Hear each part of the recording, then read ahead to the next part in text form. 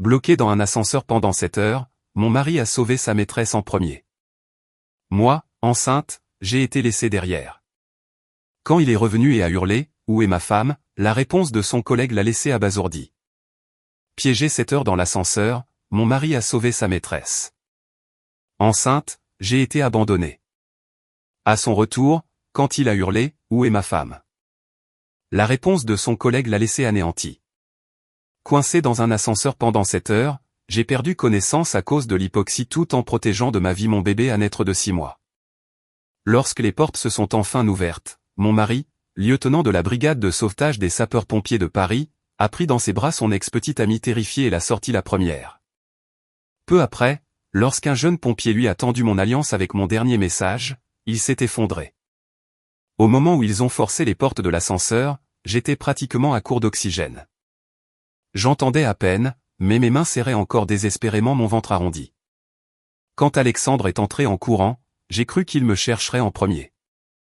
Au lieu de cela, il est passé juste devant moi et a soulevé Camille, qui grelottait et pleurait dans un coin. « Camille, ça va. Je suis là. » Sa voix était rauque et désespérée, comme arrachée de sa poitrine. J'ai appuyé ma main contre le mur et j'ai essayé de l'appeler, mais seul un souffle glacial s'est échappé de ma gorge. Nous étions piégés dans cet ascenseur pendant 7 heures, de 14 heures à 21 heures. Au début, ce n'était qu'une panne de courant dans ce grand magasin du centre de Paris. Mais ensuite, le générateur de secours est également tombé en panne. Nous étions 8 au total. Un homme âgé, un petit garçon, 2 adolescentes, un livreur, Camille et moi.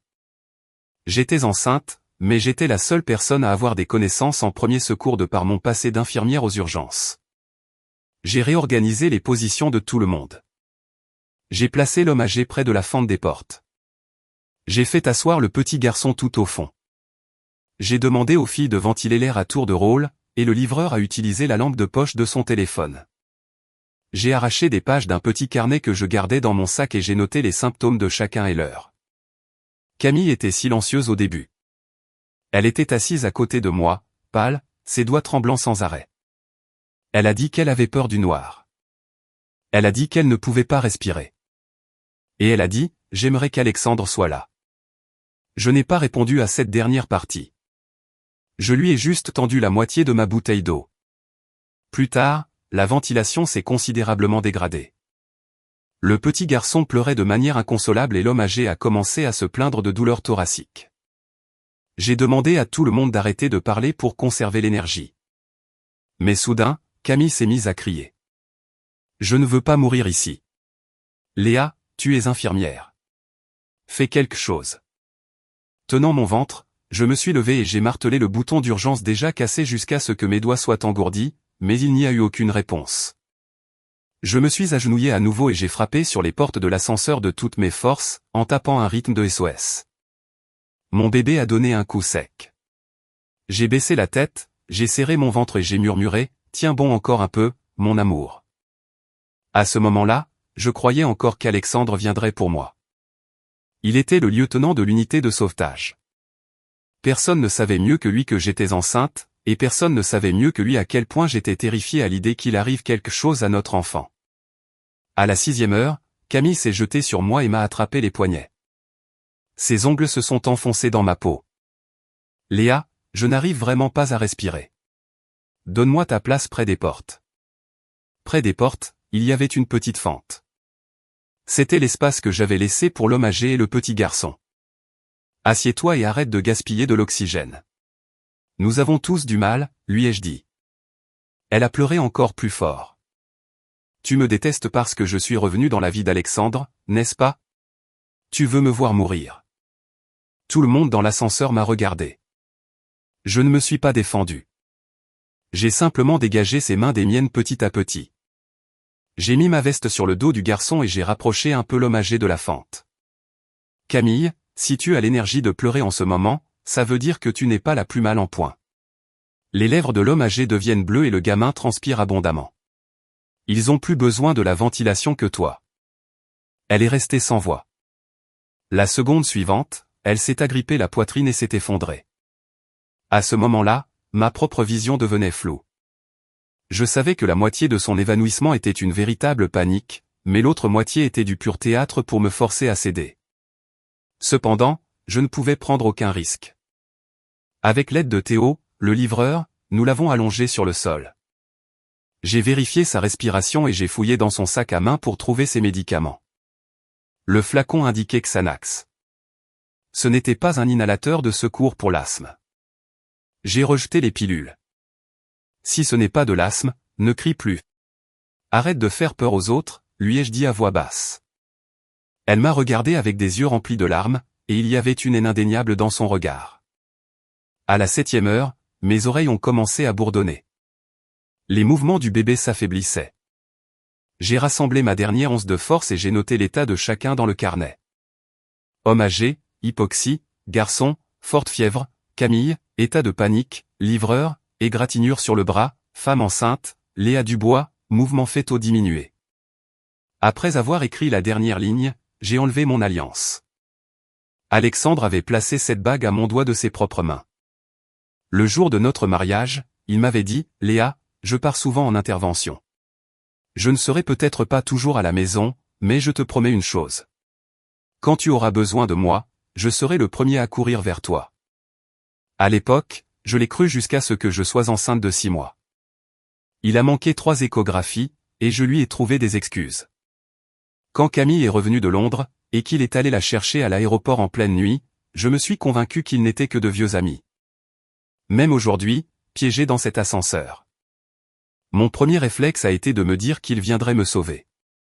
Mais quand les portes se sont ouvertes, il a pris Camille dans ses bras et est parti. Il ne m'a même pas regardé. Une lumière aveuglante a inondé l'extérieur. Les ambulanciers se sont précipités avec des brancards et des bouteilles d'oxygène. J'ai vu Alexandre s'enfuir au loin. Camille avait les bras enroulés autour de son cou, le visage enfoui dans son épaule. Elle s'est retournée pour me regarder. Son regard était léger, presque victorieux. J'ai senti mon esprit se vider et l'alliance a failli glisser de mes doigts. Marc, un jeune pompier, s'est agenouillé devant moi. « Madame, madame, ça va ?»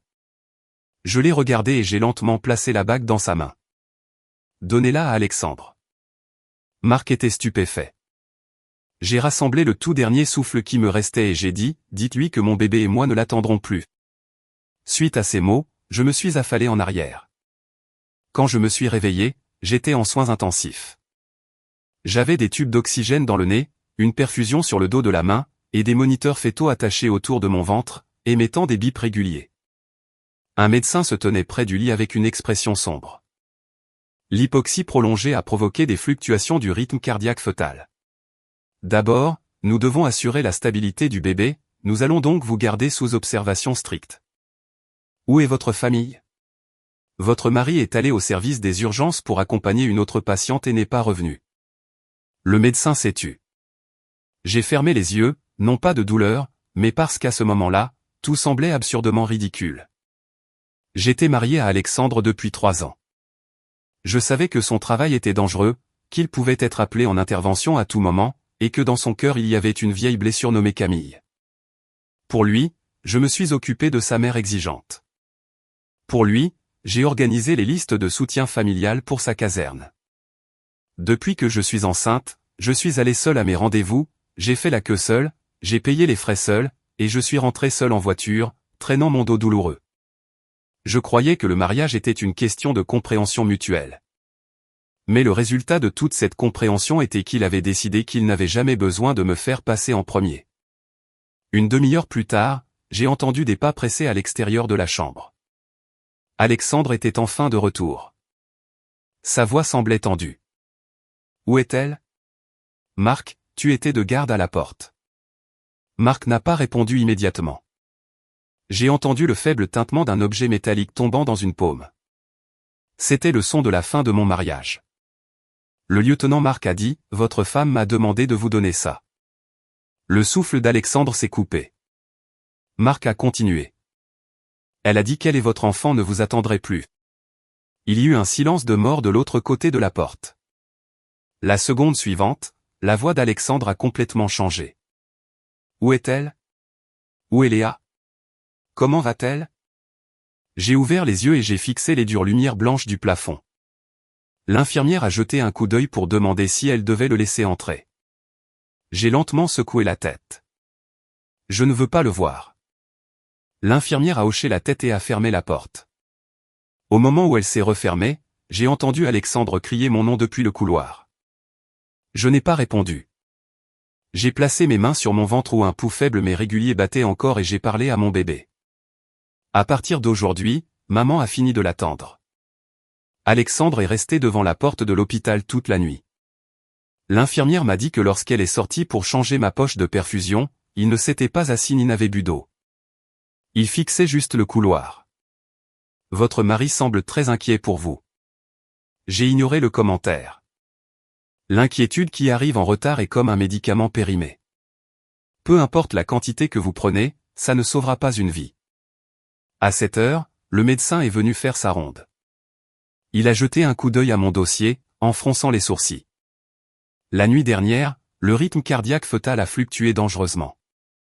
Heureusement, les premiers secours sont arrivés juste à temps, mais maintenant vous avez besoin d'un repos absolu au lit. 0 déclencheur émotionnel. J'ai hoché la tête. Le médecin m'a regardé du coin de l'œil et a adouci son ton. En tant qu'ancienne infirmière aux urgences, vous connaissez les risques de l'hypoxie pendant la grossesse. Ne vous surmenez plus comme ça. J'ai réussi à esquisser un sourire fatigué. Si je ne m'étais pas surmené, l'homme âgé et le petit garçon avec moi n'auraient pas tenu jusqu'à l'ouverture des portes. Le médecin est resté silencieux. Il a griffonné quelques instructions sur le dossier. Assurer le bien-être fœtal. Observation. Éviter le stress. Alors que l'infirmière m'apportait de l'eau, on a frappé 3 fois à la porte. C'était un rythme doux et familier. Léa, c'est moi, dit Alexandre de l'extérieur. Mes doigts se sont figés. L'infirmière m'a regardé et j'ai dit, n'ouvrez pas. Il y eut quelques secondes de silence à l'extérieur. Puis Alexandre a repris la parole. Je sais que tu es réveillé. Je veux juste voir ton visage. Le tien et celui du bébé. J'ai regardé le graphique en dents de scie du moniteur fœtal à côté de mon lit. Ces lignes erratiques ressemblaient exactement à la force que j'avais lentement épuisée dans l'ascenseur la nuit dernière. Alexandre, dis-je à voix haute. Si tu es si impatient de me voir maintenant, c'est sûrement parce que tu t'es assuré que Camille va bien. Aucun son ne vint de l'autre côté. Je savais que mes paroles avaient fait mouche. Finalement, Alexandre a dit, Camille était terrifiée. Elle souffre de TSPT. J'avais peur qu'elle ait une deuxième crise de panique. J'ai tourné mon visage vers la porte froide. Donc, ma grossesse de 6 mois n'était pas aussi importante que sa frayeur. Sa voix semblait désespérée. Ce n'est pas ça, Léa. S'il te plaît, calme-toi. Quand je suis entré dans l'ascenseur, la première chose que j'ai vue, c'est elle par terre en train de crier mon nom. Je pensais que tu pourrais tenir plus longtemps. Tu es une infirmière des urgences. Tu es plus forte qu'elle. Cette phrase m'a fait rire. Même si le rire me faisait mal à la poitrine, c'était donc ça. Être forte n'était pas une raison pour être prise en charge. C'était l'excuse parfaite pour me laisser en dernier. Alexandre, dis-je, je ne suis pas la dernière réserve d'urgence sur ta liste de priorités, ni un outil pour que tu décides qui est sauvé en premier. Je suis ta femme et la mère de ton enfant. Un bruit sourd résonna depuis le couloir comme s'il s'était lourdement appuyé contre le mur. C'était ma faute. Laisse-moi entrer. Laisse-moi t'expliquer en personne. J'ai fermé les yeux. Garde tes explications pour le rapport d'incident officiel et tes excuses pour toi-même. Je ne veux pas te voir. Un autre long silence. Soudain, la poignée de la porte a tourné de l'extérieur, mais l'infirmière l'a immédiatement bloquée. Monsieur, la patiente refuse les visites. Vous ne pouvez pas forcer l'entrée. Alexandre a lâché la poignée, mais sa voix a baissé d'un octave. Léa, n'utilise pas notre enfant pour me menacer. Mes yeux se sont ouverts d'un coup. La nuit dernière, quand je martelais les portes de l'ascenseur en tenant mon ventre, où était-il? Quand mon bébé a cessé de bouger et que je me suis évanoui par manque d'oxygène, qui portait-il dans ses bras? Et maintenant, debout devant ma porte, il osait dire que j'utilisais mon enfant pour le menacer. Je me suis assise, agrippant le bord du lit. L'infirmière a essayé de m'arrêter, mais j'ai attrapé mon téléphone et composé le numéro de Sophie, ma colocataire d'université et une avocate impitoyable en matière de divorce. Elle a répondu d'une voix endormie. Léa, que se passe-t-il si tôt? Tu avais un rendez-vous aujourd'hui. Sophie, j'ai besoin que tu rédiges les papiers du divorce. Où es-tu? Soins intensifs fétaux à l'hôpital de la Pitié-Salpêtrière. Alexandre est juste devant la porte. Sophie a marqué une pause d'exactement 1 seconde. J'arrive. Ne signe rien. Garde tous les rapports médicaux, les factures et les registres de l'incident. Et ne reste pas seul avec lui. J'ai raccroché. Alexandre, de l'autre côté de la porte, avait clairement tout entendu. Sa voix était frénétique. Léa, tu es sérieuse? La nuit dernière, quand ces portes d'ascenseur se sont ouvertes. Tu étais plutôt sérieux, toi aussi, n'est-ce pas? Cette phrase sembla l'étrangler. Il ne parla plus pendant un long moment. À 10 heures, Camille est arrivée. Je l'ai entendu pleurer doucement dans le couloir. Alexandre, c'est de ma faute. Léa doit être furieuse contre moi. Si je n'avais pas eu si peur, tu ne m'aurais pas sorti la première. Ce n'est pas de ta faute, dit-il. Combien de fois avais-je entendu cette phrase? Le jour où Camille est revenue en France, elle l'a appelé à 23 heures en pleurant parce qu'elle avait perdu ses bagages et avait peur d'être seule à Charles de Gaulle. Il a laissé le bœuf bourguignon que ma mère avait préparé pour mes envies de grossesse, à moitié mangé, et a conduit jusqu'à l'aéroport. Quand je lui ai demandé pourquoi il ne lui avait pas simplement dit d'aller à la sécurité de l'aéroport ou au service client, il a répondu, ce n'est pas de sa faute. Elle vit à l'étranger depuis des années et ne se sent pas en sécurité. Quand Camille a eu mal au ventre, il a manqué ma première échographie 3D. Quand il est rentré et que je lui ai montré la photo du bébé, il m'a interrompu. Essaie de comprendre. C'était une urgence. Ce n'est pas de sa faute. Quand Camille a emménagé dans notre quartier, il a installé ses rideaux, réparé sa plomberie et livré ses médicaments. Quand je lui ai dit qu'elle comptait trop sur lui, il a répondu, Léa, ce n'est pas de sa faute. Je lui dois la vie. Cette supposée dette de vie était comme un nœud coulant invisible qui a étouffé mon mariage pendant 3 ans, mais je n'allais plus le laisser m'étouffer. On a de nouveau frappé à la porte. Cette fois, c'était Camille. Sa voix était fine et tremblante. Léa, puis-je entrer pour te voir? Avant que je puisse répondre, elle avait déjà poussé la porte. Alexandre est entré derrière elle, fronçant les sourcils, mais il ne l'a pas arrêtée. Quand l'infirmière a essayé de la faire sortir, Camille s'est mise à pleurer, les yeux injectés de sang. Elle portait une blouse d'hôpital et un petit pansement sur le front. Même si elle n'avait eu qu'une égratignure mineure la nuit dernière, elle avait l'air de venir de fuir une zone de guerre. Elle se tenait au pied de mon lit, les mains jointes. Je ne l'ai vraiment pas fait exprès. Je ne lui ai pas demandé de me sortir en premier. J'avais juste si peur. Je pensais que j'allais mourir. Je l'ai regardé froidement. Le médecin ne t'a pas dit avant que tu n'entres que je ne peux pas subir de stress émotionnel. Camille s'est empressée de dire, il est juste inquiet pour toi. J'ai ri. Oh, alors parce qu'il s'inquiète pour moi, il fait irruption en soins intensifs fétaux sans permission. Et parce que tu t'inquiètes tellement pour moi, tu l'accompagnes. Le visage d'Alexandre a pâli. Léa, tu n'as pas à lui parler comme ça. J'ai pointé mon dossier médical sur la table de chevet. Et comment devrais-je lui parler? Devrais-je lui dire de ne pas s'inquiéter? Que je comprends tout à fait que sa petite crise de panique est plus importante que la vie de mon enfant? Il a tendu la main pour toucher le dossier médical, mais avant qu'il ne puisse le faire, j'ai repoussé sa main. Ne le touche pas. Tu n'as plus le droit de signer ou de consulter mes documents médicaux. La main d'Alexandre s'est figée en l'air. Les larmes de Camille ont coulé. Je sais que tu me détestes depuis que je suis revenu de Londres. Si ma présence te dérange tant, je partirai. J'ai hoché la tête. Oui, pars tout de suite. Elle ne s'attendait pas à une réponse aussi directe.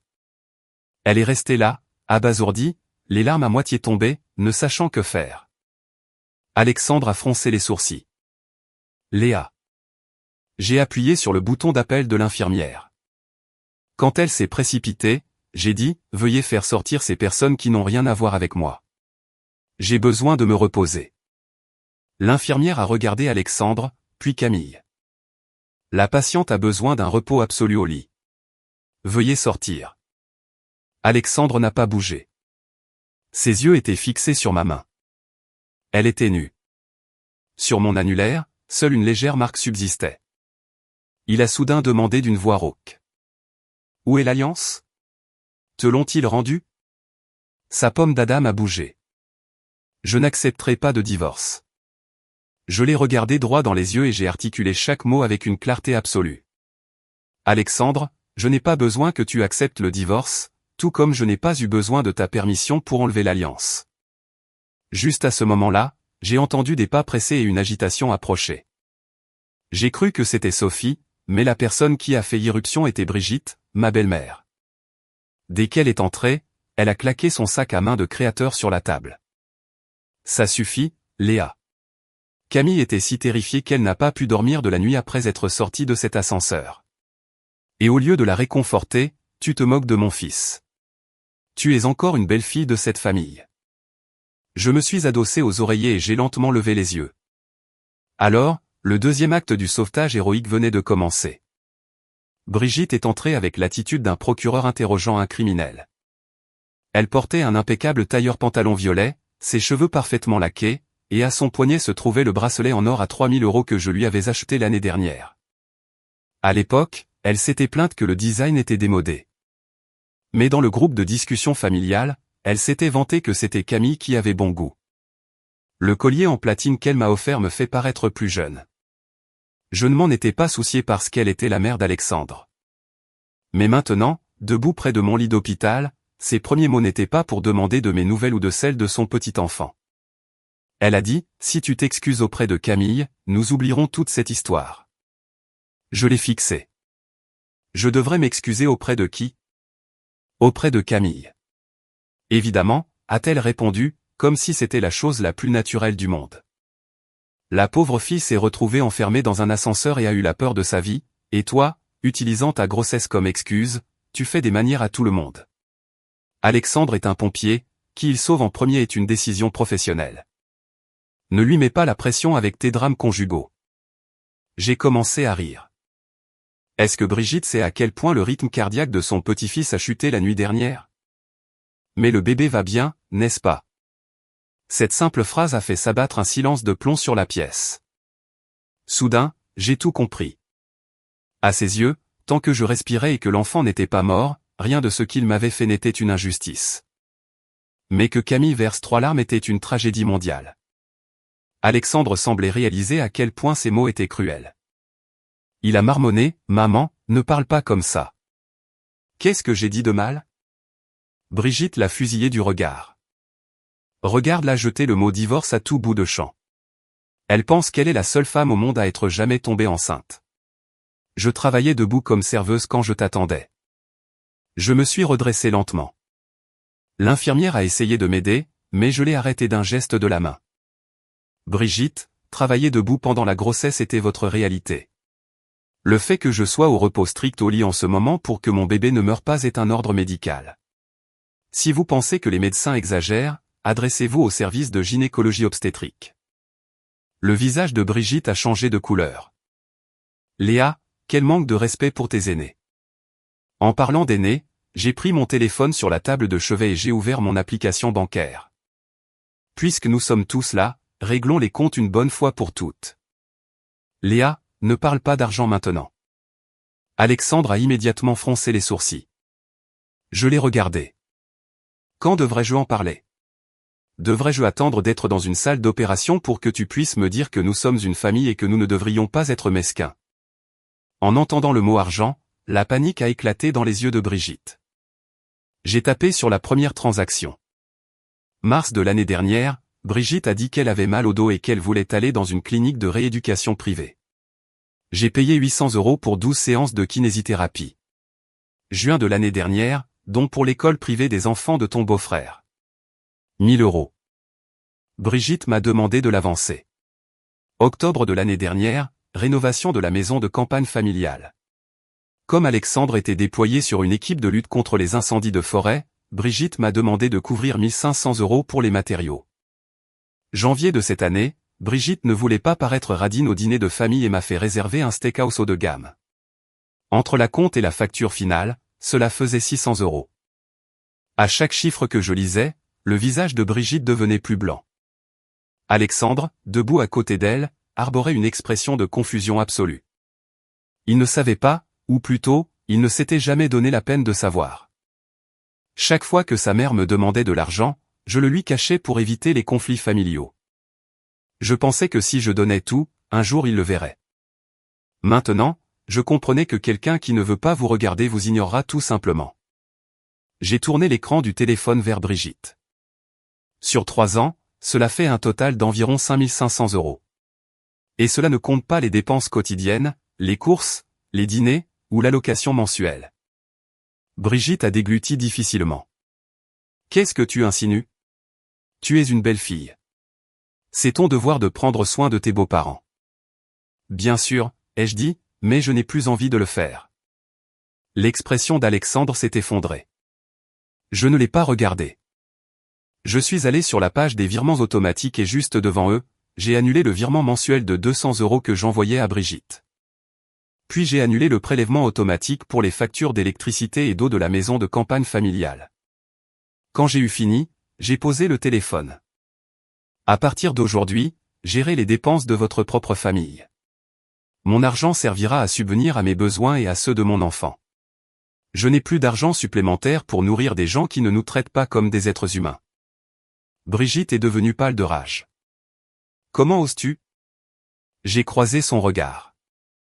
Je viens de le faire. Camille s'est soudainement appuyée contre le cadre de la porte en murmurant. Alexandre, j'ai le vertige. Alexandre, presque par pur instinct, a tendu la main pour la stabiliser. C'était un mouvement si rapide qu'il semblait gravé dans ses os. En voyant cette main, mon cœur a fini de geler. Juste à ce moment-là, Sophie est entrée. Elle portait un trench coat noir élégant et tenait une enveloppe Kraft. Ses yeux ont balayé les visages de tout le monde avant de se poser sur moi. Léa, j'ai apporté les papiers du divorce. Alexandre lui a lancé un regard féroce. Sophie, reste en dehors de nos affaires de famille. Sophie a souri froidement. Monsieur Dubois. Je suis la représentante légale de mademoiselle Léa Dubois. Je vous conseille de mesurer vos propos avec soin. Je prends des notes. Brigitte a claqué la main sur la table, indignée. Une avocate? Léa? Tu vas sérieusement divorcer? Tu portes un Dubois dans ton ventre. Où vas-tu aller si tu divorces? J'ai tendu la main et j'ai pris l'enveloppe. L'enfant est à moi, et où je vais ne vous concerne plus.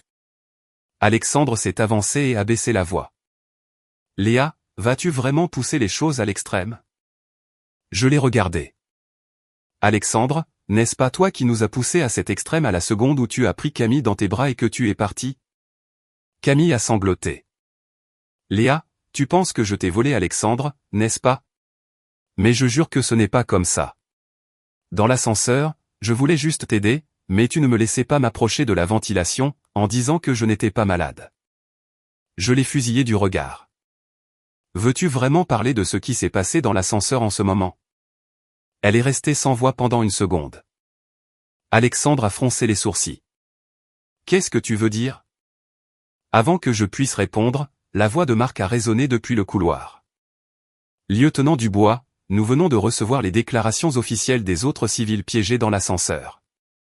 Marc tenait un dossier mince. Remarquant la tension dans la pièce, il s'est arrêté net. Brigitte a été la première à sauter sur l'occasion. Parfait. Écoutons tous. Voyons voir à quel point Léa a fait des histoires là-dedans. L'expression de Marc était compliquée. Il m'a d'abord regardé. J'ai hoché la tête. Lisez. Le visage de Camille a instantanément changé. Elle a tendu la main et a tiré sur le bras d'Alexandre. Alexandre, je me sens mal.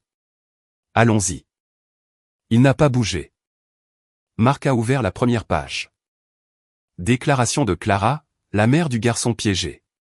Pendant toute l'épreuve, Léa Dubois a maintenu l'ordre et a cédé le seul espace ventilé à mon fils et à un homme âgé.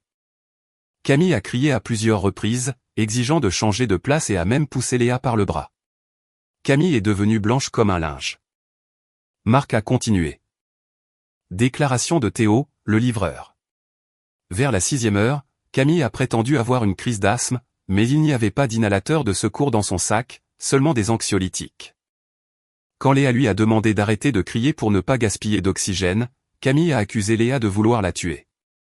Le silence dans la pièce était absolu. La main de Brigitte était toujours figée en l'air. Alexandre s'est tourné très lentement vers Camille. Tu as poussé Léa dans l'ascenseur.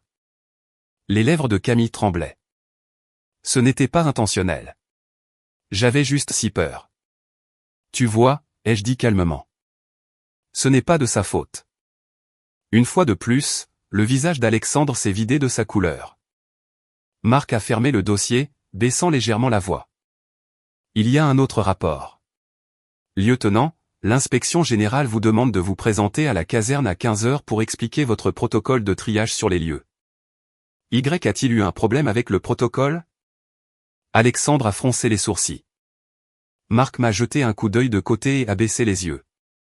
Du moment où vous avez sorti Camille jusqu'à ce que l'équipe médicale atteigne votre femme, il y a eu un écart de 3 minutes et 20 secondes dans les soins. À ce moment-là, elle avait perdu connaissance et il y avait une détresse fétale. 3 minutes et 20 secondes. C'est un court laps de temps, à peine assez pour écouter une chanson, mais à l'intérieur d'un ascenseur privé d'oxygène, ces 3 minutes et 20 secondes ont suffi à traîner mon bébé au bord de la mort. Les épaules d'Alexandre se sont raidies. Je l'ai regardé droit dans les yeux. Penses-tu toujours que je ne fais que des histoires? Il n'a pas répondu. Ses mains serraient mon alliance si fort que ses articulations étaient blanches. Je connaissais bien ses mains. Ses mains savaient comment dénouer les cordes de sauvetage, porter des brancards et extraire des victimes des décombres avec un soin extrême. Mais la nuit dernière, ces mêmes mains sont passées juste devant moi.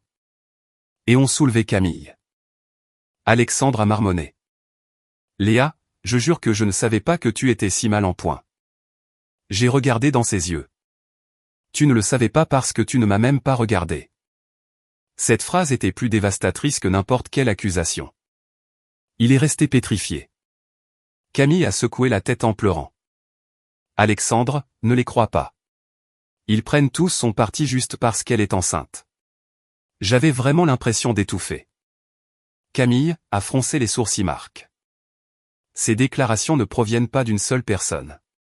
Tous les civils secourus ont donné leur témoignage séparément, et ils correspondent tous. Les yeux de Camille sont devenus encore plus rouges. Marc, tu m'attaques aussi. Je sais que tu admires beaucoup Léa, mais j'étais aussi une victime. D'une seule phrase astucieuse, elle se replaçait dans le rôle de la victime. Je pensais autrefois qu'elle était peut-être simplement fragile, comptant sur Alexandre par pure insécurité. Mais la nuit dernière dans l'ascenseur, je l'ai vue clairement pour la première fois. Sa fragilité était sélective. S'il y avait un vieil homme et un enfant, elle ne se souciait de personne d'autre. S'il y avait un pompier, elle tremblait. Si Alexandre était là, elle s'évanouissait. Sophie s'est approchée de mon lit et a tapoté l'enveloppe sur la table de chevet. Léa, vu ton état de santé actuel, ce n'est pas bon pour toi de tolérer ce cirque. Je te suggère de leur demander de partir. J'ai hoché la tête. Brigitte avait l'air de vouloir dire autre chose, mais Sophie lui a lancé un regard perçant. Madame, la patiente a besoin d'un repos strict au lit.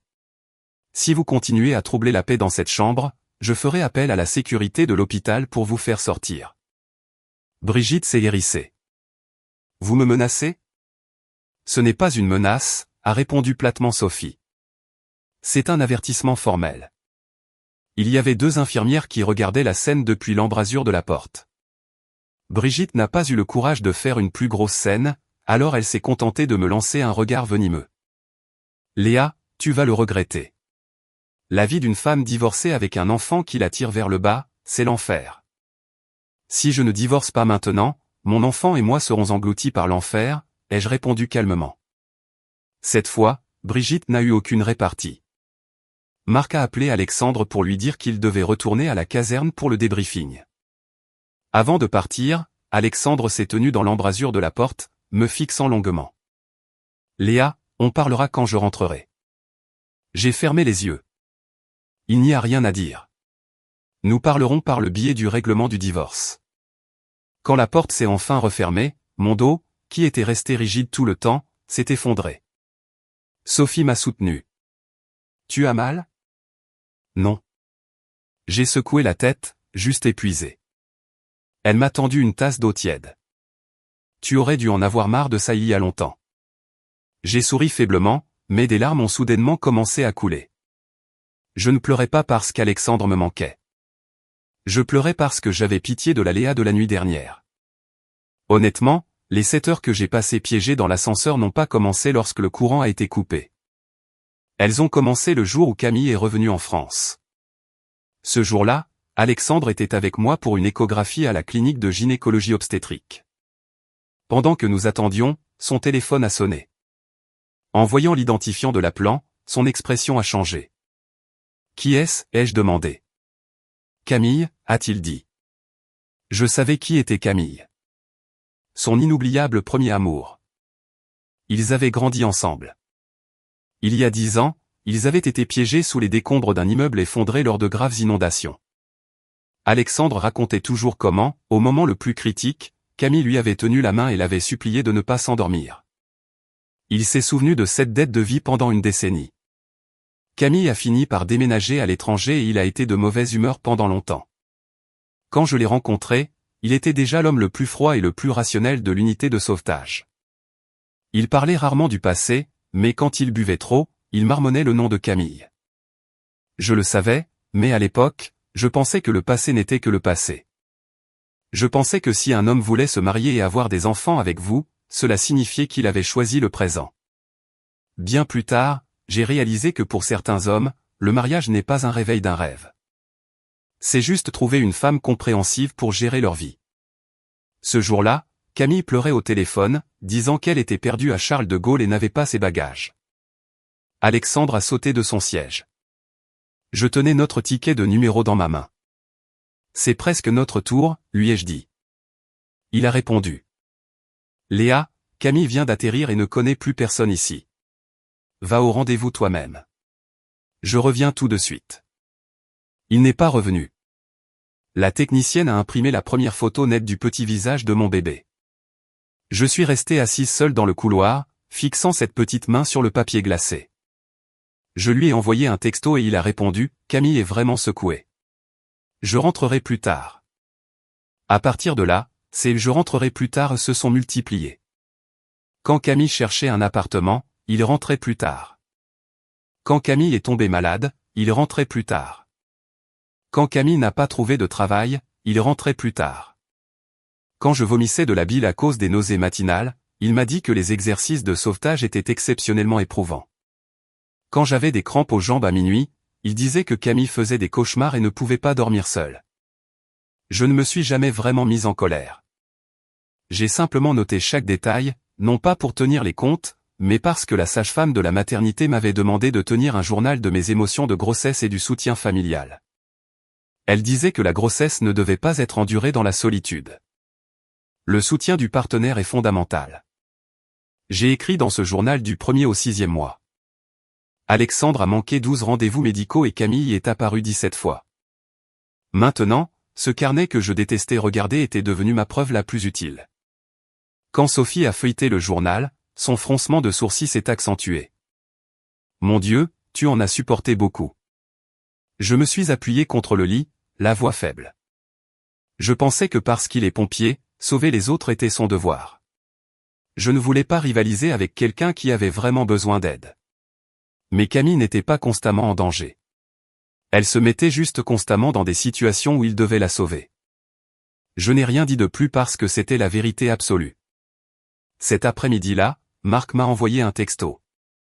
Il a dit que l'audience avait confirmé une grave défaillance du protocole sur les lieux. Alexandre, en tant qu'officier responsable, n'avait pas effectué de triage médical de base et avait extrait Camille directement, provoquant un retard critique.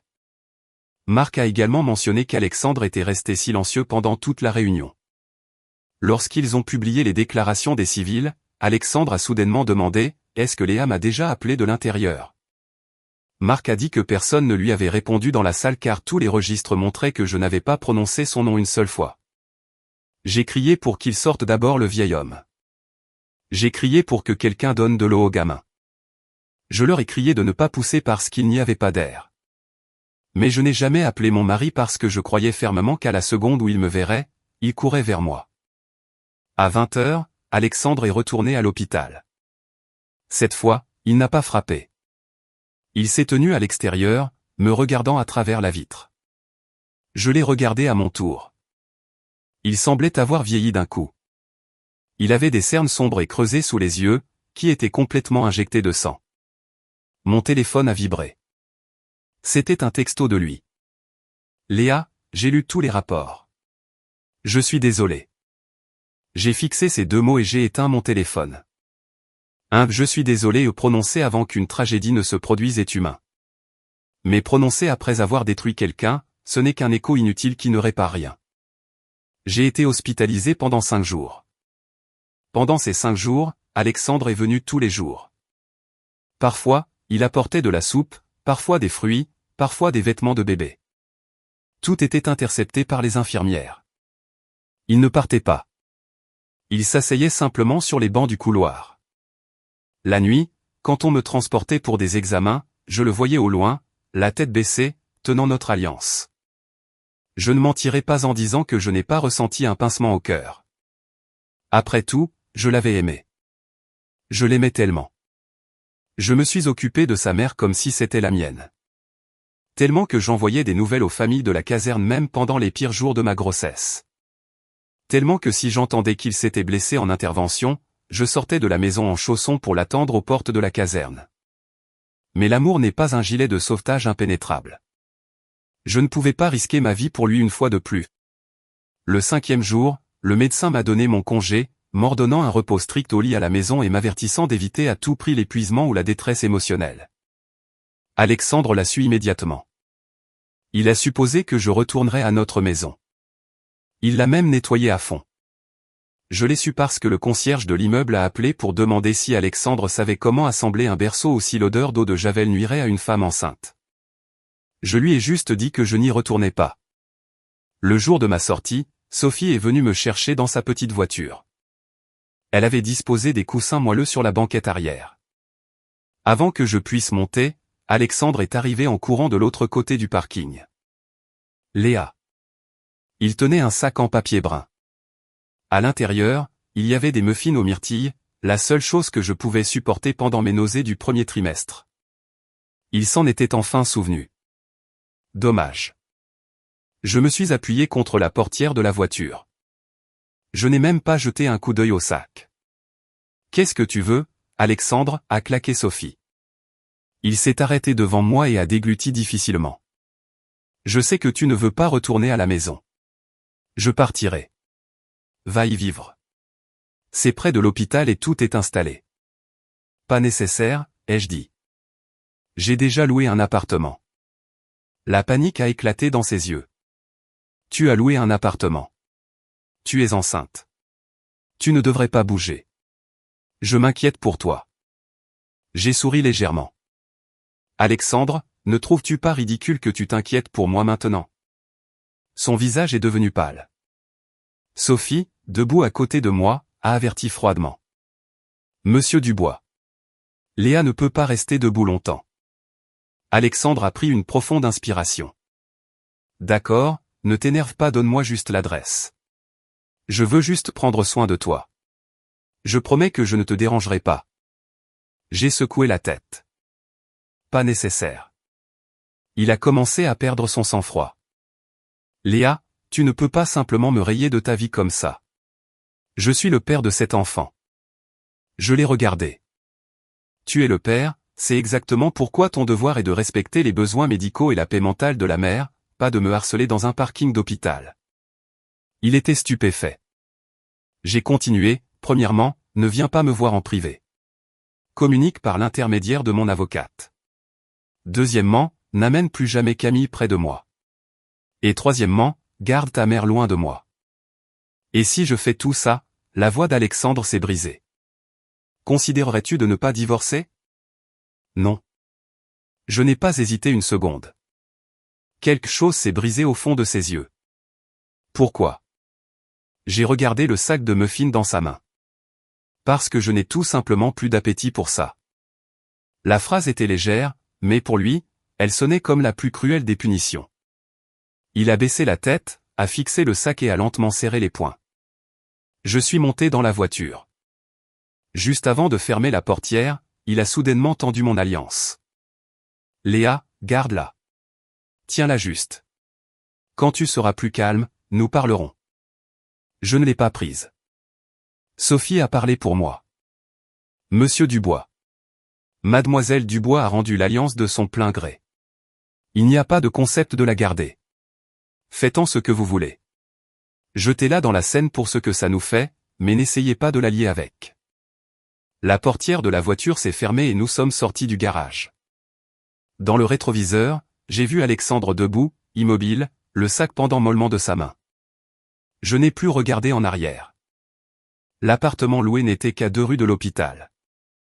Il était petit mais inondé de lumière naturelle. Sophie m'a aidé à monter mes affaires et à coller un calendrier de médicaments sur le réfrigérateur. Je viendrai te voir une fois par jour. À partir de demain, Martha viendra aider à la maison. Elle s'est occupée de ma tante. Elle est totalement digne de confiance, a dit Sophie. J'ai hoché la tête et je l'ai remerciée. Sophie s'est assise à côté de moi avec une rare expression sérieuse. Léa, es-tu absolument sûre? Divorcer en étant enceinte, c'est brutal. Pas seulement la paperasse, mais les gens. Alexandre va le regretter et ne te laissera pas tranquille. Ta belle-mère va piquer une crise. Camille jouera la victime, et tout le monde te dira de lui pardonner. J'ai caressé mon ventre. J'en suis sûr. Comment peux-tu en être si certaine? Je suis resté silencieuse un moment, puis j'ai dit, la nuit dernière, j'ai fait un rêve. J'ai rêvé que j'étais toujours piégé dans l'ascenseur. Les portes se sont ouvertes. Alexandre est entré, a attrapé Camille et est parti. Et ça s'est répété encore et encore. J'ai crié du fond jusqu'à perdre ma voix, mais il ne m'a jamais entendu. Les mouvements de mon bébé se sont estompés petit à petit. Quand je me suis réveillé, j'étais trempé de sueur. À ce moment-là, j'ai su qu'il n'y avait pas de retour en arrière possible. Une maison qui donne des cauchemars à une femme enceinte n'est pas un foyer. Le soir même, Alexandre est retourné à notre ancienne maison. Il m'a envoyé des dizaines de photos, le salon impeccable, le berceau assemblé, des livres de cuisine pour la grossesse sur le comptoir de la cuisine, des pare-chocs de sécurité sur les coins des meubles. Il a texté, Léa, j'étais un désastre avant. À partir de maintenant, je vais apprendre. J'ai regardé les photos pendant longtemps. Je n'étais pas ému. J'ai juste ressenti de la pitié. Si toutes ces choses étaient apparues plus tôt, peut-être aurais-je pleuré des larmes de joie. Maintenant, je me sentais juste comme une étudiante qui essaie de rendre un devoir alors que le semestre est déjà terminé. Le mariage n'est pas un examen. Un devoir en retard n'obtient pas la moyenne. Je n'ai pas répondu. À 22h30, Alexandre a envoyé un mémo vocal. Son ton était incroyablement bas. Aujourd'hui, quand je suis rentré à la maison, j'ai réalisé pour la première fois que tu avais tout pris pour le bébé. Les vêtements, les petites chaussures, les dossiers médicaux. Tu as même enlevé les papiers du frigo. Il a fait une longue pause. Léa, cette maison semble soudainement si vide. J'ai arrêté l'audio. La maison ne s'est pas vidée soudainement. Elle s'est vidée petit à petit chaque fois qu'il a couru hors de la porte pour sauver Camille. La seule différence était que maintenant, il l'avait enfin remarqué. Le lendemain matin, Martha est arrivée. C'était une femme d'une 50aine d'années, très compétente et peu bavarde. Voyant mon visage pâle, la première chose qu'elle a dite a été « Madame, dans cette maison, votre santé et celle du bébé passent en premier. Tout le reste n'est que du bruit de fond. » J'ai souri. « Comment savez-vous qu'il y a tout le reste, Martha ? » « Parce que vous vivez seule et que vos yeux sont injectés de sang. » Elle n'a pas insisté davantage, ce dont je lui étais infiniment reconnaissante, mais la paix n'a pas duré longtemps. À midi, la sonnette a retenti. Martha a vérifié par le Judas et a froncé les sourcils. Il y a une femme plus âgée et une jeune fille. Je n'ai même pas eu à deviner. Brigitte et Camille. Je me suis assise sur le canapé et j'ai posé une main sur mon ventre. N'ouvrez pas. De l'extérieur, la voix de Brigitte a bientôt retenti. Léa, je sais que tu es là. Ne te cache pas. Pour qui te prends-tu à faire vivre mon petit enfant dans une location bon marché? Camille a aussi pris la parole doucement. Brigitte, ne te fâche pas. Peut-être que Léa est juste confuse. Brigitte a commencé à frapper à la porte. Confuse, mon œil. Alexandre la supplie de lui pardonner. Que veut-elle de plus? Veut-elle détruire la famille Dubois? Martha a froncé les sourcils. J'appelle la police. Pas encore, ai-je dit. J'ai pris mon téléphone, ouvert l'application de la sonnette intelligente et allumé le microphone de la caméra. Le visage de Brigitte a rempli l'écran. Voyant la lumière s'allumer, elle a crié « Ouvre la porte, Léa !» Le médecin m'a ordonné le repos au lit, ai-je répondu par l'interphone. Si vous continuez à frapper à ma porte, j'appelle le syndic de l'immeuble et la police de Paris. De quoi parles-tu? Brigitte était perplexe. Depuis quand me parles-tu comme à une étrangère? Depuis que j'ai cessé de faire partie de votre famille. Le visage de Brigitte est devenu violet de rage. Pour qui te prends-tu? Laisse-moi te prévenir, personne ne veut d'une divorcée enceinte. Peu importe la scène que tu fais maintenant, tu finiras par ramper en larmes jusqu'à Alexandre. Alors prenez une chaise et attendez, ai-je dit et j'ai coupé l'audio. Le couloir est resté silencieux pendant quelques secondes. Soudain, Camille s'est mise à pleurer. Léa, tu me détestes aussi, n'est-ce pas? Si tu veux me blâmer, fais-le. Mais ne blâme pas Alexandre. Il a assez souffert ces derniers jours. J'ai rallumé l'interphone. Camille. Elle a regardé la caméra. Si tu pleures encore une fois à ma porte, j'imprimerai les rapports d'incident officiels des sapeurs-pompiers et je les collerai à l'entrée du hall pour que chaque voisin de cet immeuble puisse lire comment tu as volé l'oxygène d'une femme enceinte. Son visage s'est complètement transformé. Brigitte aussi est restée figée comme une statue. De plus, ce qui t'importe le plus au monde, c'est ce que les gens pensent de toi, n'est-ce pas? Alors ne reviens plus jamais ici. Cette fois, le silence fut absolu. Quelques minutes plus tard, elles sont parties. Martha m'a regardé et s'est exclamée, « Mon Dieu, vous avez une sacrée colonne vertébrale, madame. » Je me suis adossé au canapé. Je dois être forte, Martha. Je n'ai plus personne derrière moi pour me protéger. Je dois être ma propre équipe de secours. Le jour de l'audience officielle du comité de l'inspection générale au quartier général des pompiers. Je ne voulais pas y aller. Le médecin m'avait déconseillé de quitter la maison, et Sophie avait dit qu'une déclaration écrite suffisait. Cependant, j'y suis allé, non pas pour voir Alexandre être humilié, mais pour que le compte rendu de ces 7 heures soit limpide. Une défaillance dans un protocole de sauvetage ne pouvait pas être dissimulée sous l'excuse qu'elle avait juste très peur. Je ne pouvais pas permettre que le récit soit que la vie d'une femme puisse être reléguée au second plan simplement parce que quelqu'un d'autre agissait de manière plus fragile et vulnérable. Le comité se réunissait dans la salle de conférence du 3e étage. Quand je suis arrivé, il y avait déjà plus d'une douzaine de personnes assises, le chef de bataillon, les enquêteurs de l'inspection générale, les ambulanciers, les pompiers de l'unité et les représentants légaux du grand magasin. Alexandre était assis au premier rang à gauche. En me voyant entrer, il s'est levé comme un ressort. « Léa, qu'est-ce que tu fais ici? Le médecin a dit que tu avais besoin de repos. » Je ne l'ai pas regardé. Je me suis assise avec l'aide de Sophie. Je suis venu donner ma déclaration en tant que victime. Il allait dire autre chose, mais le chef s'est raclé la gorge. « Lieutenant Dubois, asseyez-vous. » Alexandre n'a eu d'autre choix que d'obéir, mais il ne pouvait pas me quitter des yeux. Je savais qu'il était inquiet, mais son inquiétude semblait aussi inconfortable et absurde que de mettre une veste 3 tailles trop petite. L'enquête a commencé. La chronologie de l'incident a été projetée sur l'écran. 14h07 panne d'ascenseur. 14h11 appel au 17. 15h40 panne du générateur. 17h20 symptômes clairs chez les occupants. 20h52 porte forcée. 20h56 extraction du premier patient. L'écran s'est arrêté là. Patient 1, Camille. Femme. Contusion mineure. Réaction de panique. Patient 2, garçon, température élevée. Patient 3, homme âgé, hypoxie sévère.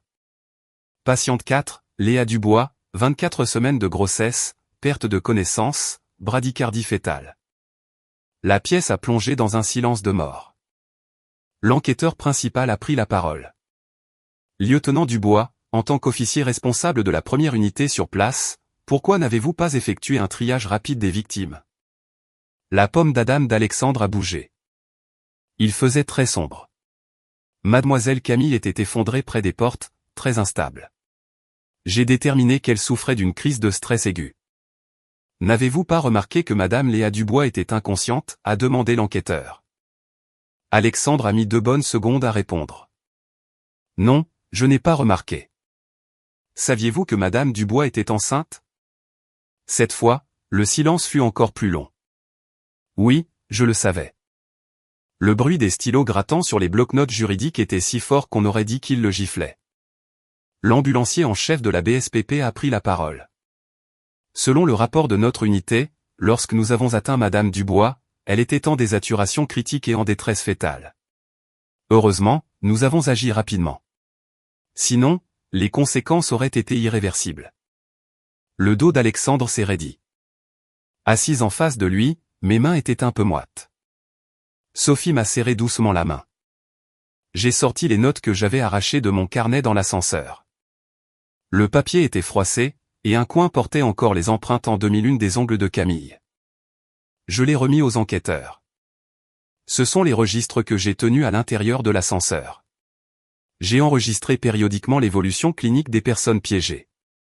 L'enquêteur principal l'a pris, a parcouru les pages, et son visage est devenu sévère. Même en état d'hypoxie, vous suiviez les signes vitaux. C'est une habitude de mes jours aux urgences. Au milieu du chaos, un registre sauve des vies, ai-je répondu. Quelqu'un dans la pièce a laissé échapper un faible soupir. Alexandre fixait le sol. Camille était là aussi. Elle était assise tout au fond. Pâle, l'air particulièrement faible maintenant qu'elle n'avait plus Alexandre à côté d'elle. Les enquêteurs se sont tournés vers elle. Mademoiselle Camille, plusieurs témoignages confirment que vous avez demandé à plusieurs reprises à la femme enceinte de céder l'espace ventilé et que vous en êtes même venu aux mains avec elle. Qu'avez-vous à dire? Camille s'est instantanément mise à pleurer. J'étais terrifié. Je ne me souviens de rien. Ce n'est pas parce que vous ne vous en souvenez pas que ça n'est pas arrivé, a interrompu Théo, le livreur de l'ascenseur, qui avait également été cité à comparaître. J'ai tout vu. Elle a attrapé le bras de Léa, exigeant sa place. Quand Léa lui a dit que le grand-père et le gamin étaient plus mal en point, elle s'est mise à crier que Léa essayait de la tuer. Ne dites pas ça, a claqué Camille. J'étais piégé aussi. Est-ce un crime d'avoir peur? Théo a froncé les sourcils. Avoir peur n'est pas un crime, mais pousser une femme enceinte, si. Plusieurs regards dans la pièce se sont fixés sur Camille, et ce n'étaient plus des regards de pitié, mais de jugement. Camille n'a pas pu le supporter et a enfoui son visage dans ses mains, sanglotant. Autrefois, si elle pleurait, Alexandre volait à ses côtés. Cette fois, il n'a même pas bronché. Ses mains reposaient sur ses genoux, les serrant si fort que ses articulations étaient d'un blanc éclatant. L'enquête s'est poursuivie. Marc a parlé en tant que second intervenant.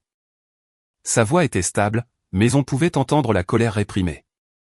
Quand je suis entré, le lieutenant Dubois transportait déjà Mademoiselle Camille à l'extérieur. L'ascenseur était plongé dans le noir et le chaos. Ce n'est que lorsque quelqu'un a crié que la femme enceinte s'était évanouie que j'ai remarqué Madame Dubois affalée dans le coin arrière droit. Elle avait toujours le carnet à la main. Quand vous a-t-elle donné l'alliance, a demandé l'enquêteur. L'atmosphère s'est glacée. Alexandre a vivement levé les yeux. Marc m'a jeté un coup d'œil et j'ai hoché la tête. Juste avant que nous la chargions sur le brancard, elle a pressé l'alliance dans ma main. Elle était semi-consciente, mais elle a parlé très clairement. L'enquêteur n'a pas posé d'autres questions, mais Alexandre savait. Je pouvais voir ses yeux se remplir de larmes. Avant de conclure, le chef de bataillon a annoncé la résolution. Alexandre a été temporairement suspendu des fonctions de commandement de première ligne, en attente d'une réévaluation interne et d'un recyclage obligatoire. Ce n'était pas la sanction maximale, mais pour Alexandre, c'était une humiliation totale. Il était le plus jeune lieutenant de la caserne, toujours loué pour son sang-froid et son professionnalisme. Et cette fois, il avait échoué au principe le plus fondamental du métier. Une fois la réunion ajournée, je me suis levé pour partir. Alexandre m'a suivi, mais Sophie s'est interposée. Il s'est arrêté, les yeux épuisés. Léa, je n'ai appris qu'aujourd'hui tout ce que tu as fait là-dedans. Tu ne l'as pas appris seulement aujourd'hui, Alexandre, lui ai-je dit. Le problème, c'est que tu n'as jamais cru que je pourrais avoir besoin d'être sauvé. Il est resté sans voix. À ce moment-là, un pompier vétéran est sorti de la salle de conférence. Voyant Alexandre, il a soupiré et s'est approché. Alexandre, je voulais te dire ça depuis un moment concernant l'effondrement du bâtiment lors des inondations il y a 10 ans. Tu as toujours été si reconnaissant envers Camille, mais je pense que ta mémoire te joue des tours. Alexandre s'est tourné brusquement. De quoi parles-tu? Camille s'est figée sur place. Le pompier vétéran a jeté un coup d'œil de côté à Camille et a parlé à voix basse. La personne qui t'a tenu la main et t'a empêché de t'endormir, ce n'était pas elle. Elle était tout aussi terrifiée et en état de choc que toi. C'était une autre fille, une passante qui s'est glissée pour vous aider et qui est ensuite partie en courant pour alerter les équipes de secours. Plus tard, les rapports initiaux ont été égarés et quand tu t'es réveillé à l'hôpital, tu n'as vu que Camille pleurait à côté de ton lit, alors tu as supposé que c'était elle. Alexandre est resté paralysé. Chaque goutte de sang s'est retirée du visage de Camille. Je n'étais pas excessivement surprise. Une relation construite pendant 10 ans sur une fausse dette de vie était vouée à s'effondrer tôt ou tard. Alexandre a fusillé Camille du regard. Dit-il la vérité? Les lèvres de Camille tremblaient. Alexandre, j'étais juste à côté de toi, aussi. Je n'ai pas menti. Mais elle ne pouvait pas continuer. Je ne suis pas resté pour écouter le reste. Alors que Sophie m'aidait à sortir du bâtiment, j'ai entendu Alexandre crier de fureur absolue pour la première fois. Camille, dis-moi la vérité. Ce qui s'est réellement passé après l'incident de l'ascenseur? Le premier fil a brisé notre mariage. Maintenant, le deuxième fil brisait l'illusion de 10 ans entre lui et Camille. Après l'audience, Alexandre a disparu pendant 2 jours. Il ne m'a pas envoyé de texto. Il n'est pas allé à l'hôpital, et il ne s'est pas présenté à mon appartement. Sophie m'a dit qu'il était probablement en train de fouiller dans le passé. Waouh, ai-je répondu. La vérité, c'est que je me souciais très peu de savoir si Camille l'avait sauvé ou non. Cela ne changeait rien à ma décision car même si elle lui avait réellement sauvé la vie, ce n'était pas une excuse pour nous laisser, moi et son enfant, mourir. Le 3e jour, Brigitte m'a appelé. Je n'ai pas répondu. Elle a envoyé un texto. Viens dîner samedi. Les tantes, les oncles et les cousins seront là. Ne nous fais pas honte. J'ai montré le téléphone à Sophie, qui a ri amèrement. C'est un nid de vipères. Ne t'inquiète pas, ça va. J'ai répondu, en glissant mon carnet de compte dans mon sac. Ça ne servait à rien de se cacher. Si elle aimait chercher l'opinion de la famille, je laisserais la famille juger. Le samedi soir, la table de la salle à manger de la famille Dubois était pleine. Il y avait la tante aînée, le cousin plus âgé, la cousine plus jeune et des parents éloignés qui ne se montraient généralement que pour Noël. Quand je suis entré, tous les yeux se sont rivés sur mon ventre. Brigitte était assise en bout de table, le visage sévère. Alexandre était là aussi. En me voyant, il a bondi. Léa, tu es venue. Je l'ai ignoré et j'ai pris la chaise la plus proche de la porte. Brigitte a froncé les sourcils de dégoût. Pourquoi t'assois-tu si loin? Ne joue pas la victime à un dîner de famille. Ça facilite le départ anticipé, ai-je répondu. Le silence est tombé sur la table. Alexandre a marmonné, maman. Mais Brigitte l'a ignoré et est allée droit au but. Je vous ai tous réunis aujourd'hui pour mettre les choses au clair. Il est normal qu'un mariage ait des frictions. Alexandre est un pompier. Son travail est de sauver des vies. S'il a sorti Camille en premier ce jour-là, c'était une urgence médicale, pas parce qu'il faisait du favoritisme. La tante aînée est intervenue immédiatement. Exactement, Léa. Un homme qui est bon dans son travail est une vertu. Tu attends son enfant. Ne va pas faire une scène avec des histoires de divorce à ce stade. Le grand-oncle a ajouté, de plus, Camille et Alexandre se connaissent depuis toujours. Elle est comme une petite sœur pour lui. Ne sois pas si jalouse. J'ai pris une carafe d'eau, je me suis versé un verre et j'ai bu une gorgée sans me presser de répondre. Brigitte, me voyant rester silencieuse, a supposé que j'étais intimidé et a haussé la voix. Léa, montre un peu de maturité devant la famille. Laisse tomber ces bêtises de divorce, et tu devrais vraiment t'excuser auprès de Camille pour l'avoir si maltraité dans cet ascenseur. Le visage d'Alexandre a radicalement changé. Assez. Brigitte a claqué la main sur la table. Assez quoi? Elle porte un bébé du bois. Elle doit savoir se comporter. Regarde-la mettre la maison sens dessus-dessous ces derniers jours. J'ai posé le verre d'eau. Vous avez fini, famille Dubois? Brigitte a blêmi. Je les ai appelés la famille Dubois parce que je n'avais plus l'intention d'être une belle fille. J'ai sorti le carnet de mon sac et je l'ai laissé tomber au centre de la table avec un bruit sourd. Tout le monde a sursauté. J'ai tourné la première page. Puisque tous les parents sont là aujourd'hui, passons en revue les finances des 3 dernières années. Brigitte a paniqué instantanément. Tu parles encore d'argent? Léa, tu n'as pas honte? Je n'ai rien dont je doive avoir honte, ai-je répondu. Il est bien plus honteux d'exiger des excuses après avoir vécu à mes crochets.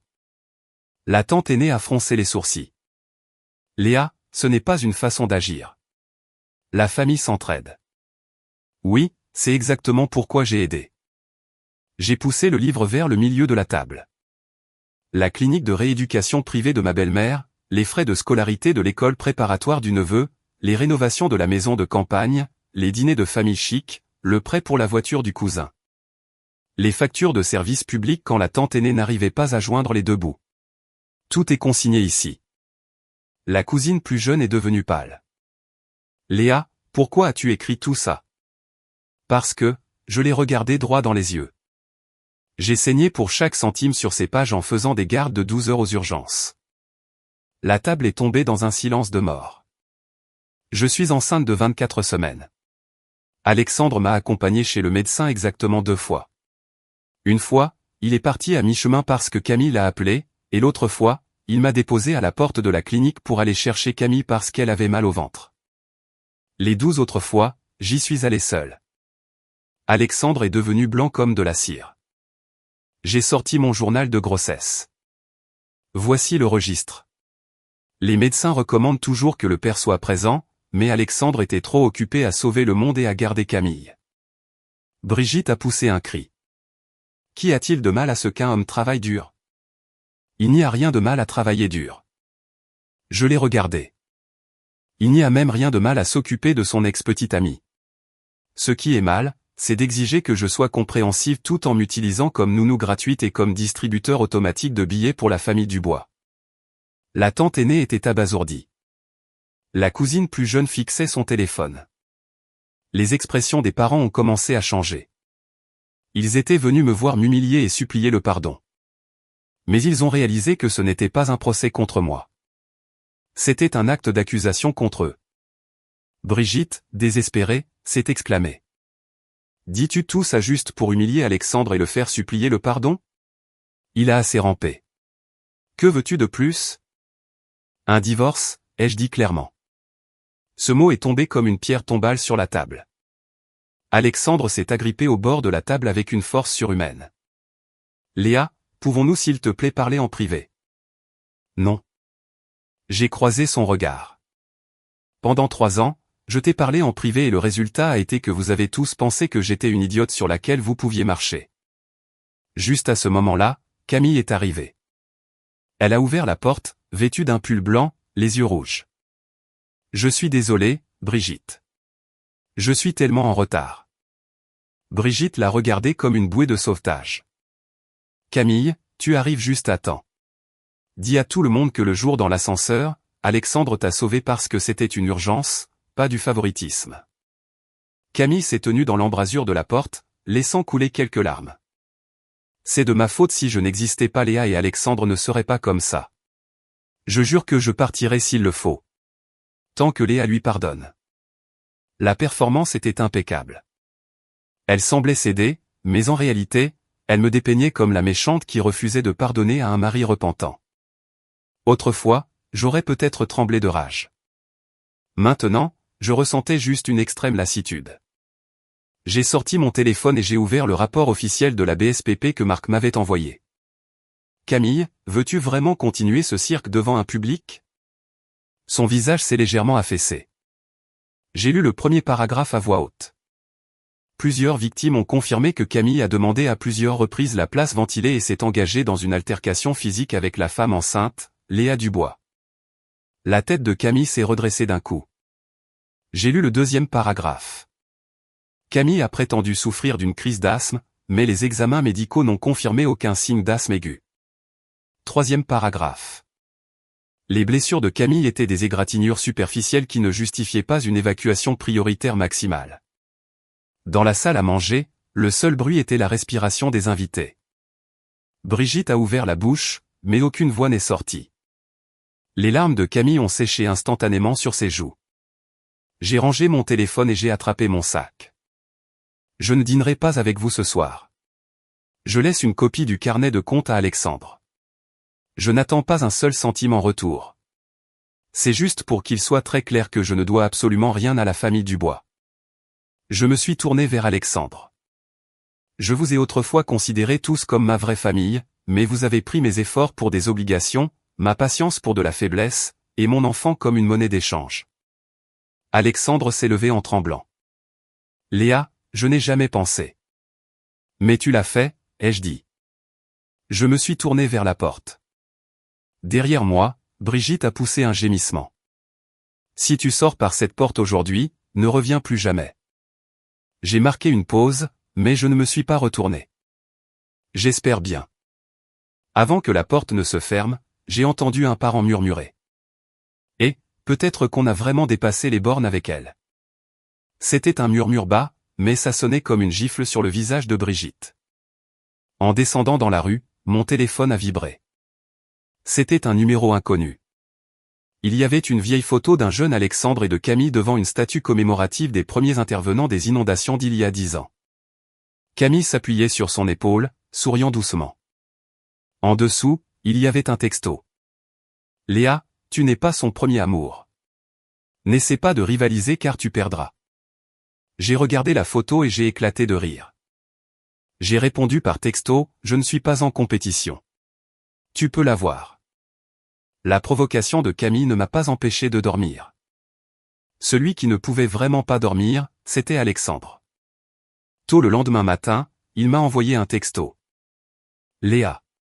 J'ai enquêté sur les inondations. Ce n'est pas Camille qui m'a sauvé. J'ai fixé l'écran un instant, mais je n'ai pas répondu. Une demi-heure plus tard, il a envoyé une photo d'une vieille coupure de presse. C'était du sauvetage de cette année-là.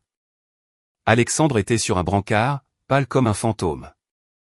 Camille était à côté de lui en train de pleurer, mais dans le coin de la photo, il y avait une autre fille avec une queue de cheval. Je ne la reconnaissais pas. Alexandre a écrit, un pompier vétéran a retrouvé les registres. C'est cette fille avec la queue de cheval qui a couru chercher de l'aide. Camille était piégée juste à côté de moi et ne pouvait rien faire. Pendant des années, elle m'a laissé croire que je lui devais la vie. J'ai éteint l'écran de mon téléphone. Sophie a demandé, de quoi s'agit-il? Je lui ai montré le téléphone. Sophie a laissé échapper un rire moqueur. Les premiers amours de 10 ans sont comme un buffet à volonté.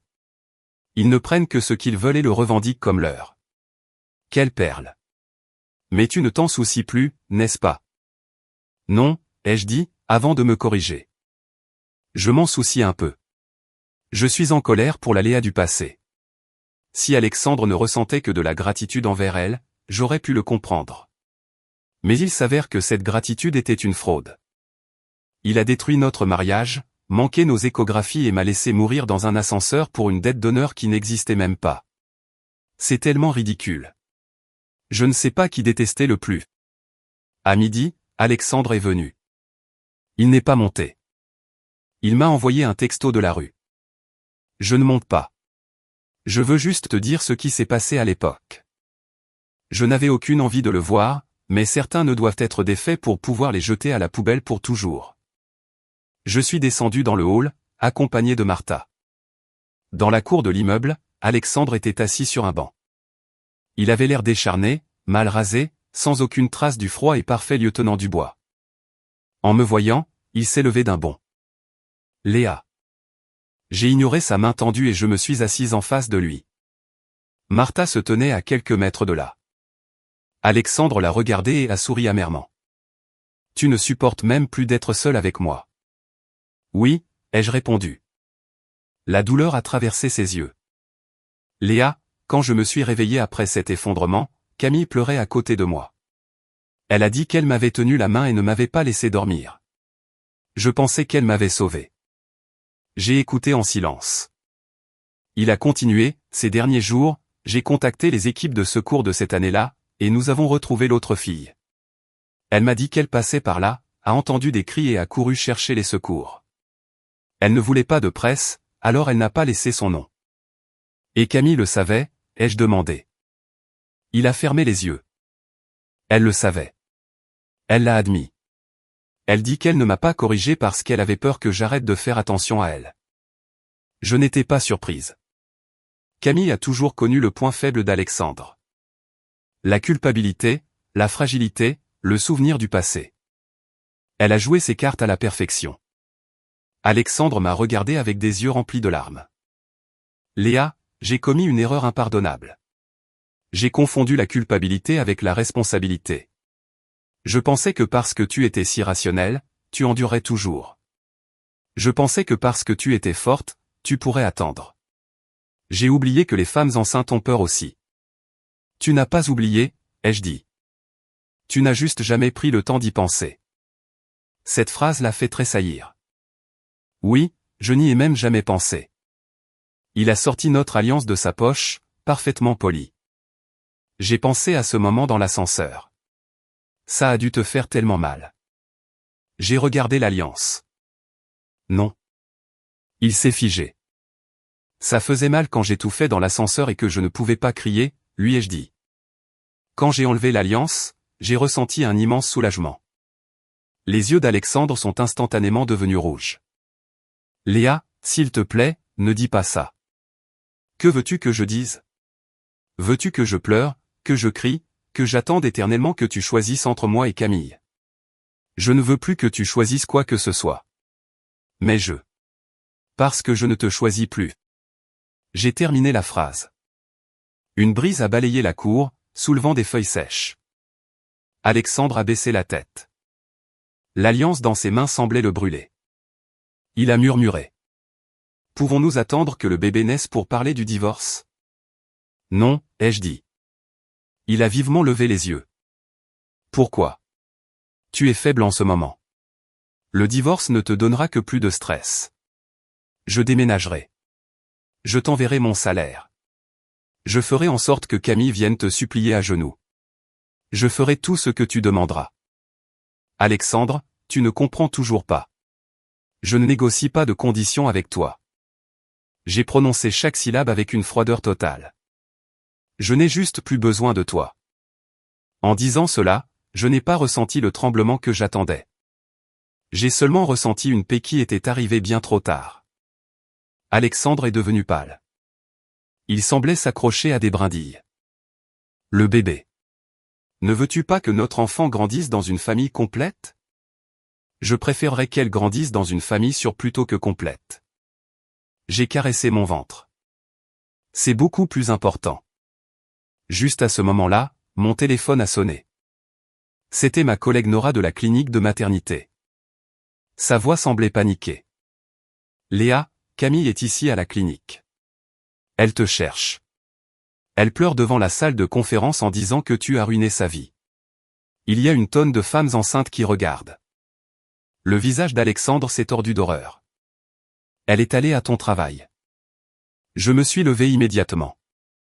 Sophie venait de s'arrêter au bord du trottoir. Avant d'ouvrir la portière de la voiture, j'ai regardé Alexandre. Regarde, c'est la fragilité que tu protèges depuis 10 ans. Je suis monté dans la voiture et nous sommes partis. Cette fois, Alexandre n'avait absolument aucun droit de m'arrêter. Quand je suis arrivé à la clinique de maternité, Camille était au 2e étage. Dans le hall principal, ils organisaient un cours de premier secours pour les futures mères. Il y avait une douzaine de femmes assises sur des tapis avec des mannequins de RCP et des trousses de secours. Camille sanglotait de manière inconsolable. Je veux juste qu'elle m'écoute. Pourquoi tout le monde me blâme? Si Alexandre a fait attention à moi, c'est parce que nous sommes amis depuis l'enfance. Je n'ai jamais voulu briser une famille. Elle utilisait un ton pitoyable mais projetait sa voix pour que tout le monde puisse l'entendre. Mademoiselle Léa est en congé maladie et ne travaille pas aujourd'hui. Si vous voulez lui parler, appelez-la, mais n'interrompez pas le cours. Camille a secoué la tête de manière dramatique. Elle m'a bloqué et Alexandre ne veut plus me voir non plus à cause d'elle. Je ne sais pas ce que j'ai fait de si mal. Les femmes enceintes chuchotaient entre elles. J'ai monté les escaliers en m'appuyant sur la rampe. Quand quelqu'un m'a aperçu, ils se sont écartés. Nora a couru pour me soutenir. Léa, qu'est-ce que tu fais ici? Tu devrais être au repos. Si quelqu'un monte une production théâtrale sur mon lieu de travail, je dois venir nettoyer la scène, ai-je dit fort. Camille s'est retournée brusquement. Ses yeux étaient gonflés de larmes. Léa, je ne voulais pas faire de scène. Je voulais juste te demander pourquoi tu veux m'enlever Alexandre. À cause de toi, il ne décroche même plus son téléphone. Je l'ai regardé de haut en bas. Camille, je crois que tu as inversé le concept. C'est moi qui m'éloigne d'Alexandre. Je ne te le prends pas. Je te le jette. Elle était stupéfaite. Toute la pièce est tombée dans un silence de mort. Je me suis dirigé vers l'avant de la salle de classe et j'ai pris un marqueur effaçable à sec. Mesdames, aujourd'hui nous avions prévu le cours sur les premiers secours en espace confiné. Quelle coïncidence. Une étude de cas réel vient de nous être apportée. Nora s'est figée. Léa. Je lui ai lancé un regard rassurant. J'ai écrit sur le tableau blanc. Espace confiné, femme enceinte, homme âgé, enfant, personne émotionnellement instable. Je me suis tourné vers les participantes. Si vous êtes piégé pendant cette heure dans un ascenseur non ventilé avec un oxygène limité, qui a la priorité pour s'asseoir près de la fente d'aération? Une femme enceinte a levé la main. L'homme âgé, l'enfant et la femme enceinte. Exactement. J'ai hoché la tête. Non. La personne qui pleure le plus fort. Camille est devenue pâle. Qu'est-ce que tu insinues? Règle numéro 1, ne pas crier, conserver l'énergie et éviter les altercations physiques, ai-je continué. Deuxième point, quel est l'élément le plus dangereux dans un espace clos? Une autre future mère a répondu, la panique. Correct. La panique accélère la consommation d'oxygène de tout le monde et vole les chances de survie à ceux qui sont en danger critique. Camille s'est précipitée vers moi et a essayé de m'arracher le marqueur de la main. Tu parles de moi, n'est-ce pas? Elle m'a attrapé le bras. Lâche-moi, ai-je ordonné. Elle ne l'a pas fait. Pourquoi veux-tu me détruire? Tu sais que j'ai un TSPT. Que j'ai peur du noir. Que je perds le contrôle. Je peux comprendre la perte de contrôle. J'ai levé les yeux. Ce que je ne peux pas comprendre, c'est de pousser une femme enceinte quand on perd le contrôle. Et je ne comprends certainement pas le mensonge compulsif. À ce moment-là, quelqu'un s'est levé du fond de la classe. Je suis témoin. C'était une femme avec un ventre énorme. Je l'ai reconnue. C'était Clara, la mère du petit garçon de l'ascenseur. Elle était venue prendre des cours aujourd'hui et était assise au fond, portant un masque chirurgical. Elle l'a baissé et a fusillé Camille du regard. Ce jour-là dans l'ascenseur, Léa nous a tous protégés. Tu as dit que tu ne pouvais pas respirer et Léa a fouillé dans ton sac pour tes pilules. Tu n'avais pas d'inhalateur d'asthme. Rien. Et tu as quand même attrapé son bras pour voler sa place. Mon fils n'arrêtait pas de pleurer et elle lui a donné sa propre veste alors qu'elle était assise dans le pire coin de la cabine. Toute la classe est tombée dans un silence de mort. Les yeux de Clara sont devenus rouges. Quand les portes se sont ouvertes, je l'ai vu aussi. Ce pompier t'a attrapé et s'est enfui sans regarder personne d'autre. Léa était affalée contre le mur, pâle comme un cadavre. Camille a hurlé. Vous prenez tous son parti juste parce qu'elle est enceinte. Clara a laissé échapper un rire sarcastique. Nous ne prenons pas son parti parce qu'elle est enceinte. Nous prenons son parti parce qu'elle dit la vérité. Nora a sorti le registre des visiteurs. Mademoiselle Camille, vous avez fait irruption dans un établissement médical privé sans rendez-vous, dérangeant les patientes et le personnel. Nous avons déjà appelé la sécurité de l'immeuble. C'est à ce moment-là que Camille a vraiment paniqué. Elle s'est retournée pour courir, mais a vu Alexandre debout dans la cage d'escalier. Je ne savais pas depuis combien de temps il était là. Son visage était sombre, ombragé. Camille l'a vu comme sa bouée de sauvetage et a couru pour l'embrasser. Alexandre, écoute-moi. Je suis juste venu pour parler, mais ils se sont tous retournés contre moi. Je ne voulais pas que Léa te comprenne mal. Alexandre l'a regardé. Cette fois, il n'a pas ouvert les bras pour la rattraper. Camille, pourquoi es-tu venue ici? Pour m'excuser. Est-ce que cela nécessite de piquer une crise de larmes devant des dizaines de femmes enceintes sur son lieu de travail pour s'excuser? La voix d'Alexandre était basse mais glaciale. Ça a toujours été comme ça. Chaque fois que tu as dit que tu avais peur, que tu n'en pouvais plus. Ce n'était qu'une excuse pour me faire courir te sauver. Les larmes de Camille coulaient à flots. Maintenant, tu ne me fais plus confiance à cause d'elle. Alexandre l'a regardé et dans ses yeux, pour la toute première fois, il n'y avait pas une once de pitié. Ce n'est pas à cause d'elle. C'est parce que je t'ai enfin vu telle que tu es. Le visage de Camille s'est vidé de sa couleur. Soudain, elle s'est tournée vers moi avec un regard plein de venin. Léa, es-tu heureuse maintenant? Tu as ton bébé. Tu as eu ton mariage. Et maintenant tout le monde a pitié de toi, mais j'ai tout perdu. Je l'ai fixé. Si tu as tout perdu, ce n'est pas à cause de moi. C'est parce que tu as passé ta vie entière à essayer de voler aux autres. Et à la fin, tu as réalisé que les choses volées glissent toujours entre les doigts. L'agent de sécurité est arrivé et a emmené Camille, qui donnait des coups de pied et criait le nom d'Alexandre. Cette fois, Alexandre est resté de marbre, ne bougeant pas d'un muscle. La foule a commencé à se disperser. Nora m'a aidé à m'asseoir. Alexandre s'est approché de la porte de la salle de classe, la voix tendue. Léa, je suis désolé. Je ne pensais pas qu'elle viendrait ici. Il y a beaucoup de choses auxquelles tu n'as jamais pensé, ai-je répondu. Son visage s'est effondré. Je vais m'occuper d'elle, a-t-il promis. J'ai regardé les mots que j'avais écrits sur le tableau blanc. Enfant, femme enceinte, personne instable.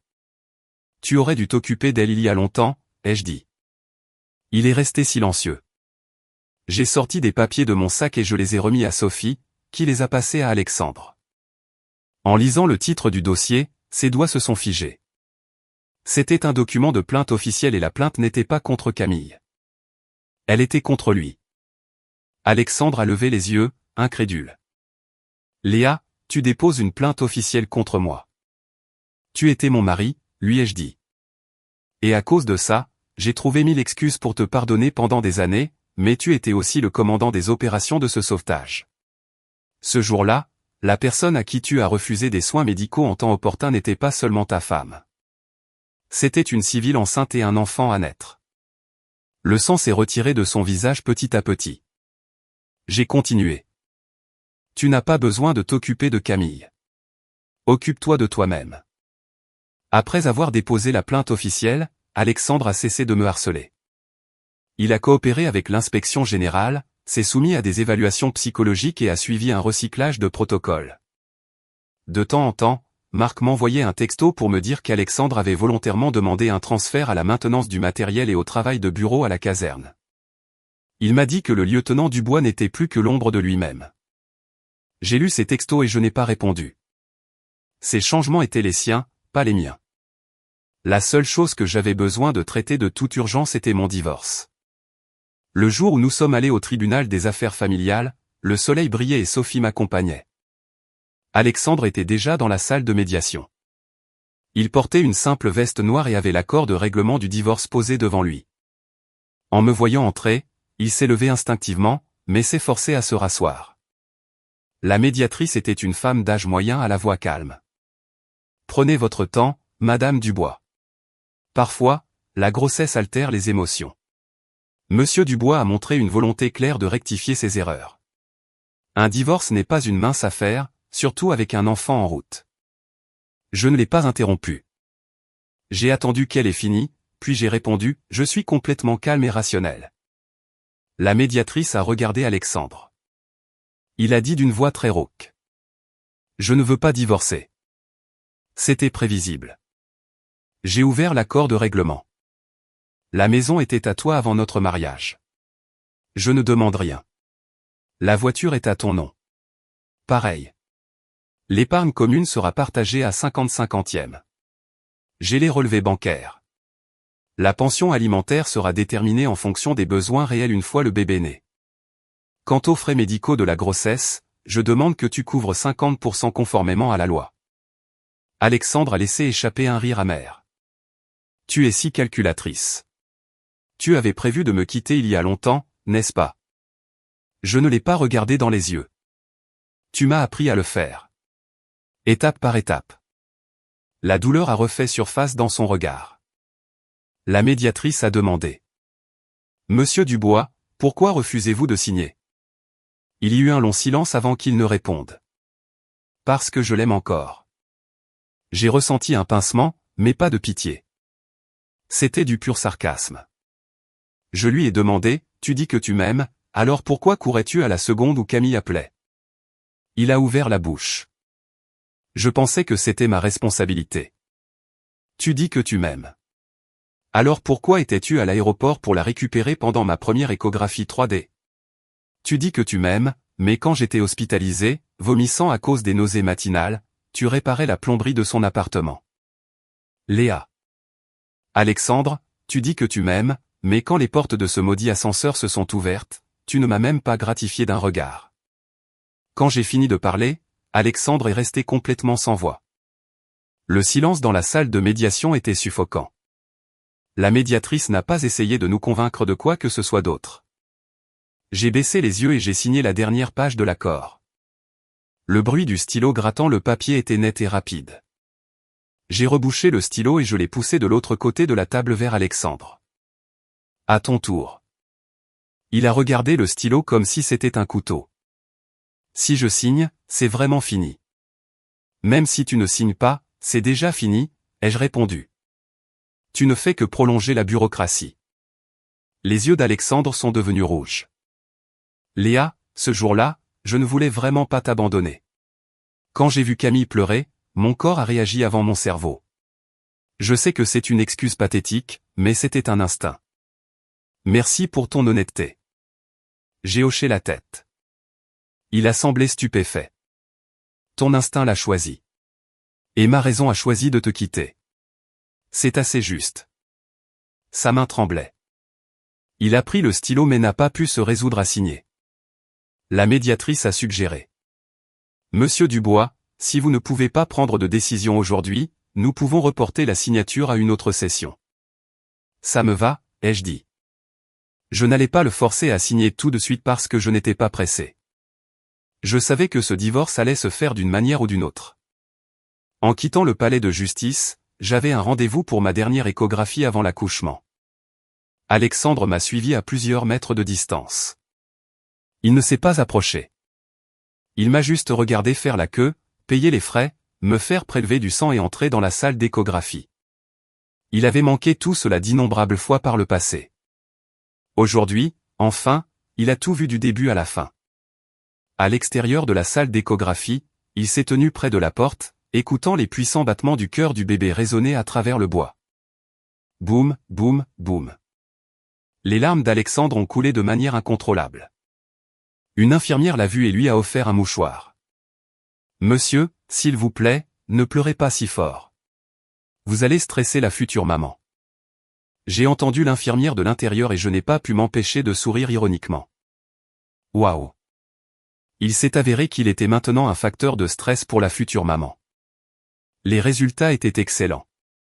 Le médecin m'a dit que ma guérison avait été miraculeuse, mais qu'il fallait éviter à tout prix les personnes toxiques. Alexandre se tenait à l'écart. Le médecin ne savait pas qui il était, mais la phrase était une gifle directe à son visage. J'ai rassemblé mes rapports, j'ai remercié le médecin et je suis sorti. Je te ramène à la maison, a chuchoté Alexandre. Non, Sophie attend en bas, ai-je dit. Il a hoché la tête mais n'a pas bougé. Léa, puis-je toucher ton ventre? Juste une fois. Je me suis arrêté. La demande n'était pas déraisonnable, mais j'ai regardé sa main et je me suis soudainement souvenu de cet instant précis où les portes de l'ascenseur se sont ouvertes, alors j'ai dit, non. La petite lueur qui restait dans ses yeux s'est complètement éteinte. Je comprends. Ce soir-là, j'ai reçu un long message de Camille. Elle m'a dit qu'Alexandre ne lui parlait plus, que tout le monde à la caserne la méprisait et que, à cause de la scène à la clinique de maternité, l'agence de relations publiques pour laquelle elle travaillait, un poste qu'elle avait obtenu grâce aux relations d'Alexandre, l'avait licenciée. Elle a dit que si j'avais une once de conscience humaine, je devrais dire à Alexandre que l'incident de l'ascenseur n'était pas de sa faute. J'ai pris une capture d'écran et je l'ai envoyée à Sophie. Ne réponds même pas, a-t-elle recommandé. Je ne l'ai pas fait, mais Camille n'a pas baissé les bras. Léa, ne crois pas que tu as gagné. Si Alexandre ne signe pas le divorce, c'est parce qu'il me garde toujours dans son cœur. Il n'a pitié de toi qu'à cause du bébé. Ce texto m'a fait éclater de rire. Elle croyait toujours que l'amour d'Alexandre était une sorte de trophée de guerre. Le lendemain, j'ai reçu une notification des sapeurs-pompiers. Une audience disciplinaire finale était prévue pour vendredi. Les représentants du magasin, les victimes et les hauts gradés seraient présents. Marc m'a envoyé un texto. Léa, le chef veut que tu sois présente. Mais si tu ne te sens pas d'attaque, ne te force pas. J'irai, ai-je répondu. Il y avait des choses que je devais entendre en personne et des nœuds qui devaient être publiquement coupés. Ce jour-là, je portais une longue robe de maternité beige. Sophie m'a dit, tu n'as pas l'air de quelqu'un qui va à la guerre. J'ai caressé mon ventre. Je ne vais pas à la guerre. Je vais clore un chapitre. L'audience s'est tenue dans la remise principale de la caserne. Il n'y avait pas de presse, mais les familles des victimes, les chefs et les propriétaires du grand magasin étaient présents. Alexandre était au premier rang. Il portait son uniforme de cérémonie, parfaitement repassé, le dos plus droit que jamais.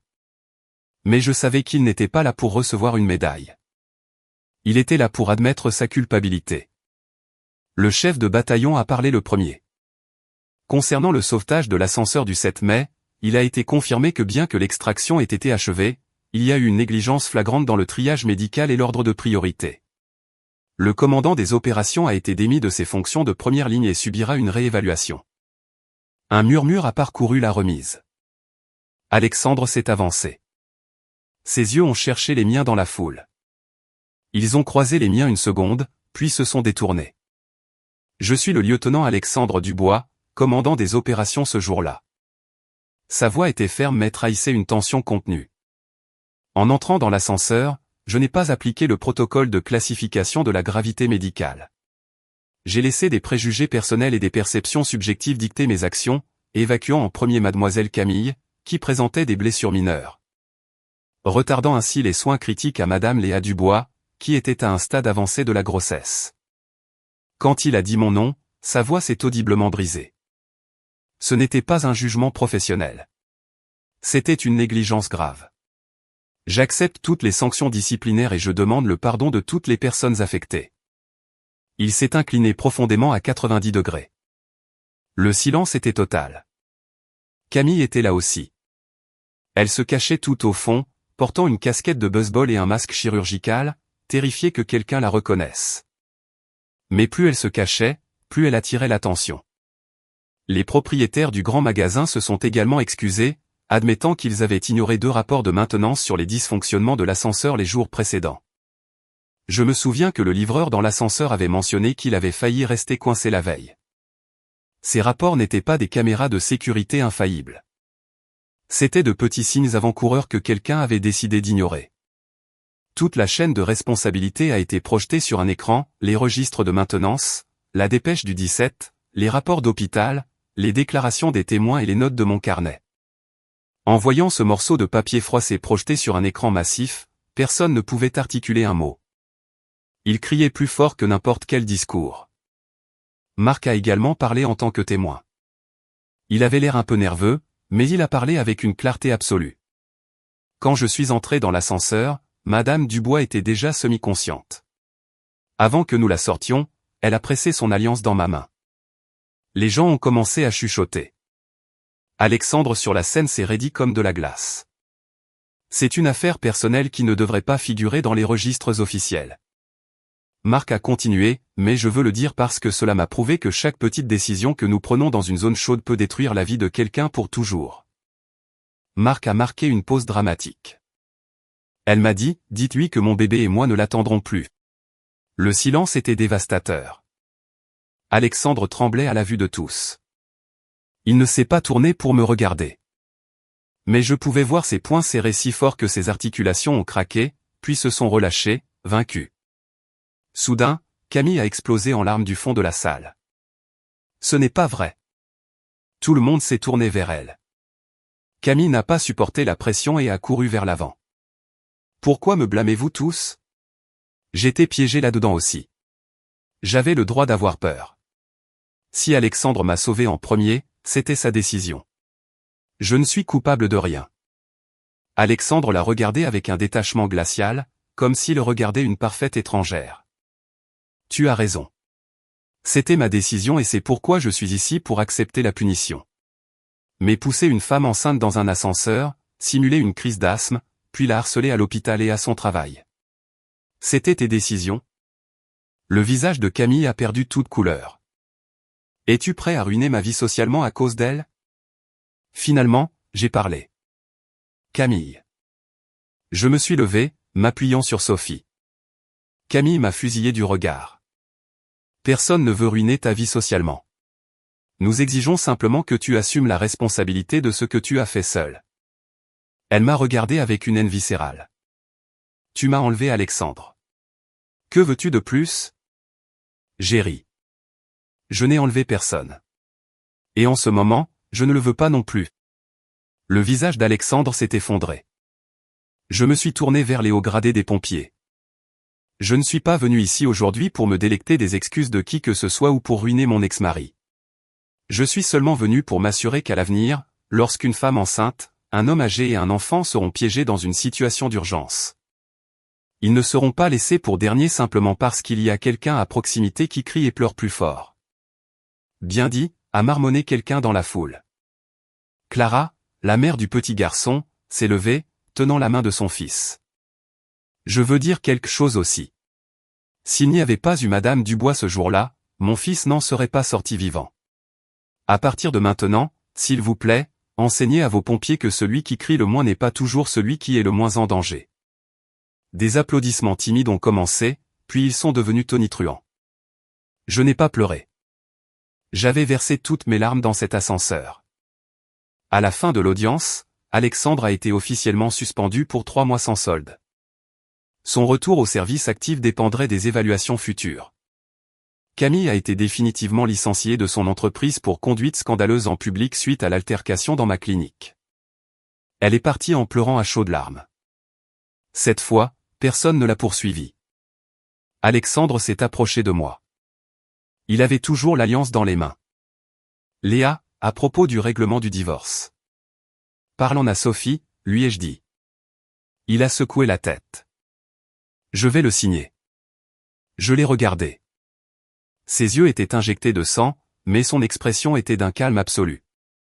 Je sais que je ne peux plus te retenir. Je n'ai rien dit. Il a placé l'alliance dans un petit sac Ziploc transparent. C'était un sac de preuves, le genre que les équipes de secours utilisent pour ranger les effets personnels des victimes d'accidents. Sur l'étiquette en papier, il avait écrit « Alliance, quantité, 1. En attente de retour. » Il me l'a tendu. Je ne sais pas quoi en faire. Je ne l'ai pas prise. Il a semblé confus. Classe-la dans les archives des incidents de la caserne, ai-je dit. Elle appartient à cet accident. Laisse-la dans le passé. Les larmes d'Alexandre ont coulé silencieusement. Il a chuchoté, je t'ai vraiment perdu. Non, Alexandre. Tu m'as perdu à la seconde exacte où ces portes d'ascenseur se sont ouvertes et que tu m'as laissé par terre. Il n'a pas été capable de prononcer un seul mot de plus. Le divorce a été finalisé un lundi. Le greffe du tribunal était bondé. Il y avait des gens qui se disputaient, des gens qui pleuraient et des gens assis en silence. Alexandre et moi étions assis sur la même rangée de bancs avec un siège vide entre nous. Il tenait les papiers signés dans ses mains, en grattant les bords avec son ongle. Je ne l'ai pas pressé. À ce moment-là, j'ai ressenti une paix absolue. Quand le greffier a appelé nos noms, Alexandre s'est levé maladroitement. Il s'est tourné pour me regarder comme pour poser une dernière question silencieuse. Je me suis levé en tenant mon ventre et je ne lui ai donné aucune réponse. La procédure au guichet a été rapide. Confirmation d'identité, signature. Ils nous ont remis 2 copies, une pour lui, une pour moi, a dit le greffier. La procédure est terminée. Alexandre est resté fixé sur ces mots sur le papier, les yeux bordés de rouge. En sortant, le soleil était aveuglant. Il a marché derrière moi et a soudainement appelé « Mademoiselle Dubois ». Je me suis arrêté. Comme il était étrange de l'entendre m'appeler à nouveau par mon nom de jeune fille. Je me suis retourné. Il se tenait au bas des marches du palais de justice, l'air d'avoir l'âme vidée. Puis-je venir au dernier contrôle avant l'accouchement? Juste le dernier. Je l'ai regardé. Il semblait avoir enfin compris qu'il n'avait absolument plus rien dans ma vie. Ce n'est pas nécessaire, ai-je dit. Il a souri avec une immense tristesse. Toujours aussi direct. Tourner autour du pot ne fait que faire plus mal, ai-je répondu. Il a hoché la tête baissée. Tu me préviendras quand le bébé naîtra. J'ai mis une seconde à répondre. Le vent a soufflé et l'acte de divorce dans mes mains a transmis une chaleur étrange. Je respecterai la loi et l'éthique médicale. Je t'informerai de ce que tu as besoin de savoir en tant que père. Mais Alexandre, s'il te plaît, n'essaie pas de t'approcher de moi en utilisant ton rôle de père. La faible lueur dans ses yeux s'est complètement éteinte. Je comprends. J'ai vu Sophie arriver dans sa voiture. Avant que je monte, Alexandre a soudainement appelé « Léa, j'espère que tu auras un accouchement sans problème. » J'ai hoché la tête. Et j'espère qu'à partir de maintenant, tu apprendras à vraiment sauver les gens. Pas comme tu as sauvé Camille, en courant vers quelqu'un par pure culpabilité ou instinct, mais en regardant réellement qui a vraiment besoin d'être sauvé. Après notre séparation, les jours ont passé tranquillement. Martha cuisinait de délicieux repas tous les jours. Sophie venait 2 fois par semaine, chargée de fruits et des commérages les plus absurdes, me faisant rire aux larmes. Nora, ma collègue, m'a envoyé les supports de cours de la clinique pour que je puisse travailler à distance depuis chez moi. Clara venait me rendre visite de temps en temps avec son fils. Mon garçon se souvient encore que la dame dans l'ascenseur était la plus courageuse de toutes, disait Clara. Je riais et j'ébouriffais les cheveux du gamin. Je n'étais pas courageuse. Nous avons juste tous mis la main à la pâte pour nous en sortir. À 30 semaines de grossesse, j'ai déménagé dans un appartement un peu plus grand. Ce n'était pas un palais, mais il avait un salon spacieux, un balcon, beaucoup de lumière et était proche d'un parc et d'un excellent hôpital. J'ai installé le berceau près de la grande fenêtre et j'ai lavé à la main tous les petits vêtements un par un, les suspendant sur le balcon. Le vent les faisait flotter comme des fanions de célébration. Brigitte est venue me voir une fois. Elle n'a pas martelé la porte comme une folle. Elle est restée en bas dans le hall et m'a envoyé un texto. Léa, j'avoue que j'ai parlé à tort et à travers la dernière fois, mais s'il te plaît, laisse Alexandre voir le bébé quand il naîtra. Il est complètement brisé. J'ai répondu, Madame Dubois, veuillez adresser vos communications à mon avocate. Elle a insisté. Es-tu vraiment si insensible? Je n'ai plus répondu. Froide?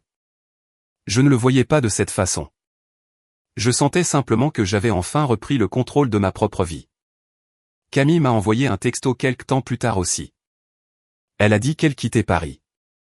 Léa Dubois, tu as gagné. J'ai lu ces 4 mots et j'ai immédiatement supprimé le message. Je n'avais pas vaincu Camille parce que je ne l'avais jamais considérée comme une concurrente. La bataille que j'ai vraiment gagnée était contre la Léa du passé. Cette femme qui s'est sacrifiée 1000 fois et a avalé 1000 excuses, mendiant des miettes d'attention. Alexandre n'est plus intervenu dans ma vie privée. Il a demandé des nouvelles du bébé par l'intermédiaire de Sophie, mais toujours de manière très mesurée. J'ai entendu dire que 3 mois plus tard, il était retourné au service actif, mais il n'a pas récupéré son poste de commandement. Il a recommencé par le bas, dirigeant des exercices avec les recrues. Marc m'a dit, le lieutenant Dubois a une phrase qu'il répète à chaque exercice. Maintenant, dans un sauvetage, ne vous fiez pas aux cris. Celui qui est le plus silencieux est généralement celui qui est le plus en danger. En entendant cela, j'ai souri faiblement. Si ces mots garantissaient qu'à l'avenir, les équipes de secours trouveraient une femme enceinte en détresse à temps, alors ces 7 heures d'obscurité n'avaient pas été complètement vaines. Ma fille est née à l'aube d'un automne pluvieux. Avant qu'il ne me conduise en salle d'accouchement, Sophie me tenait la main et Martha pleurait de pure nervosité. J'étais trempé de sueur à cause des contractions. Et soudain, je me suis souvenu de cet ascenseur. Je me suis souvenu de moi, appuyé contre ce mur glacial, serrant mon ventre et murmurant « Tiens bon encore un peu, mon amour ». Et nous avions réussi. Quand le cri aigu du bébé a résonné dans la pièce, j'ai pleuré aussi. La sage-femme a placé cette toute petite personne sur ma poitrine. C'était une fille. Elle était en parfaite santé et ses poumons étaient forts. J'ai regardé son petit visage ridé et je n'ai pas pu m'arrêter de pleurer. J'ai chuchoté « Bonjour, Sérène. Bienvenue au monde. » Je l'ai nommée Sérène pour qu'au milieu du danger, elle sache rester sereine, discerner la vérité chez les gens et jouir d'une vie de paix. Alexandre a appris la naissance le lendemain. Sophie a tenu parole et l'a prévenu. Il n'est pas venu en courant à l'hôpital pour faire une scène. Au lieu de cela, il a demandé à Marc de déposer un énorme bouquet de fleurs et un généreux cadeau financier pour le bébé. La carte disait « Léa, merci de l'avoir mise au monde en toute sécurité. Je maintiendrai mes distances comme tu l'as demandé, mais je remplirai mon devoir de père, et je n'oublierai jamais ce que j'ai perdu. » J'ai lu la carte, j'ai posé les fleurs sur la table de chevet et j'ai remis le chèque à Sophie pour qu'elle le consigne officiellement. Je ne ressentais ni amour ni haine. Certaines personnes sont mieux laissées dans le passé. Tout comme cette alliance qui a fini dans les archives des incidents de la caserne, il n'était plus que le souvenir d'un accident auquel j'avais réussi à survivre.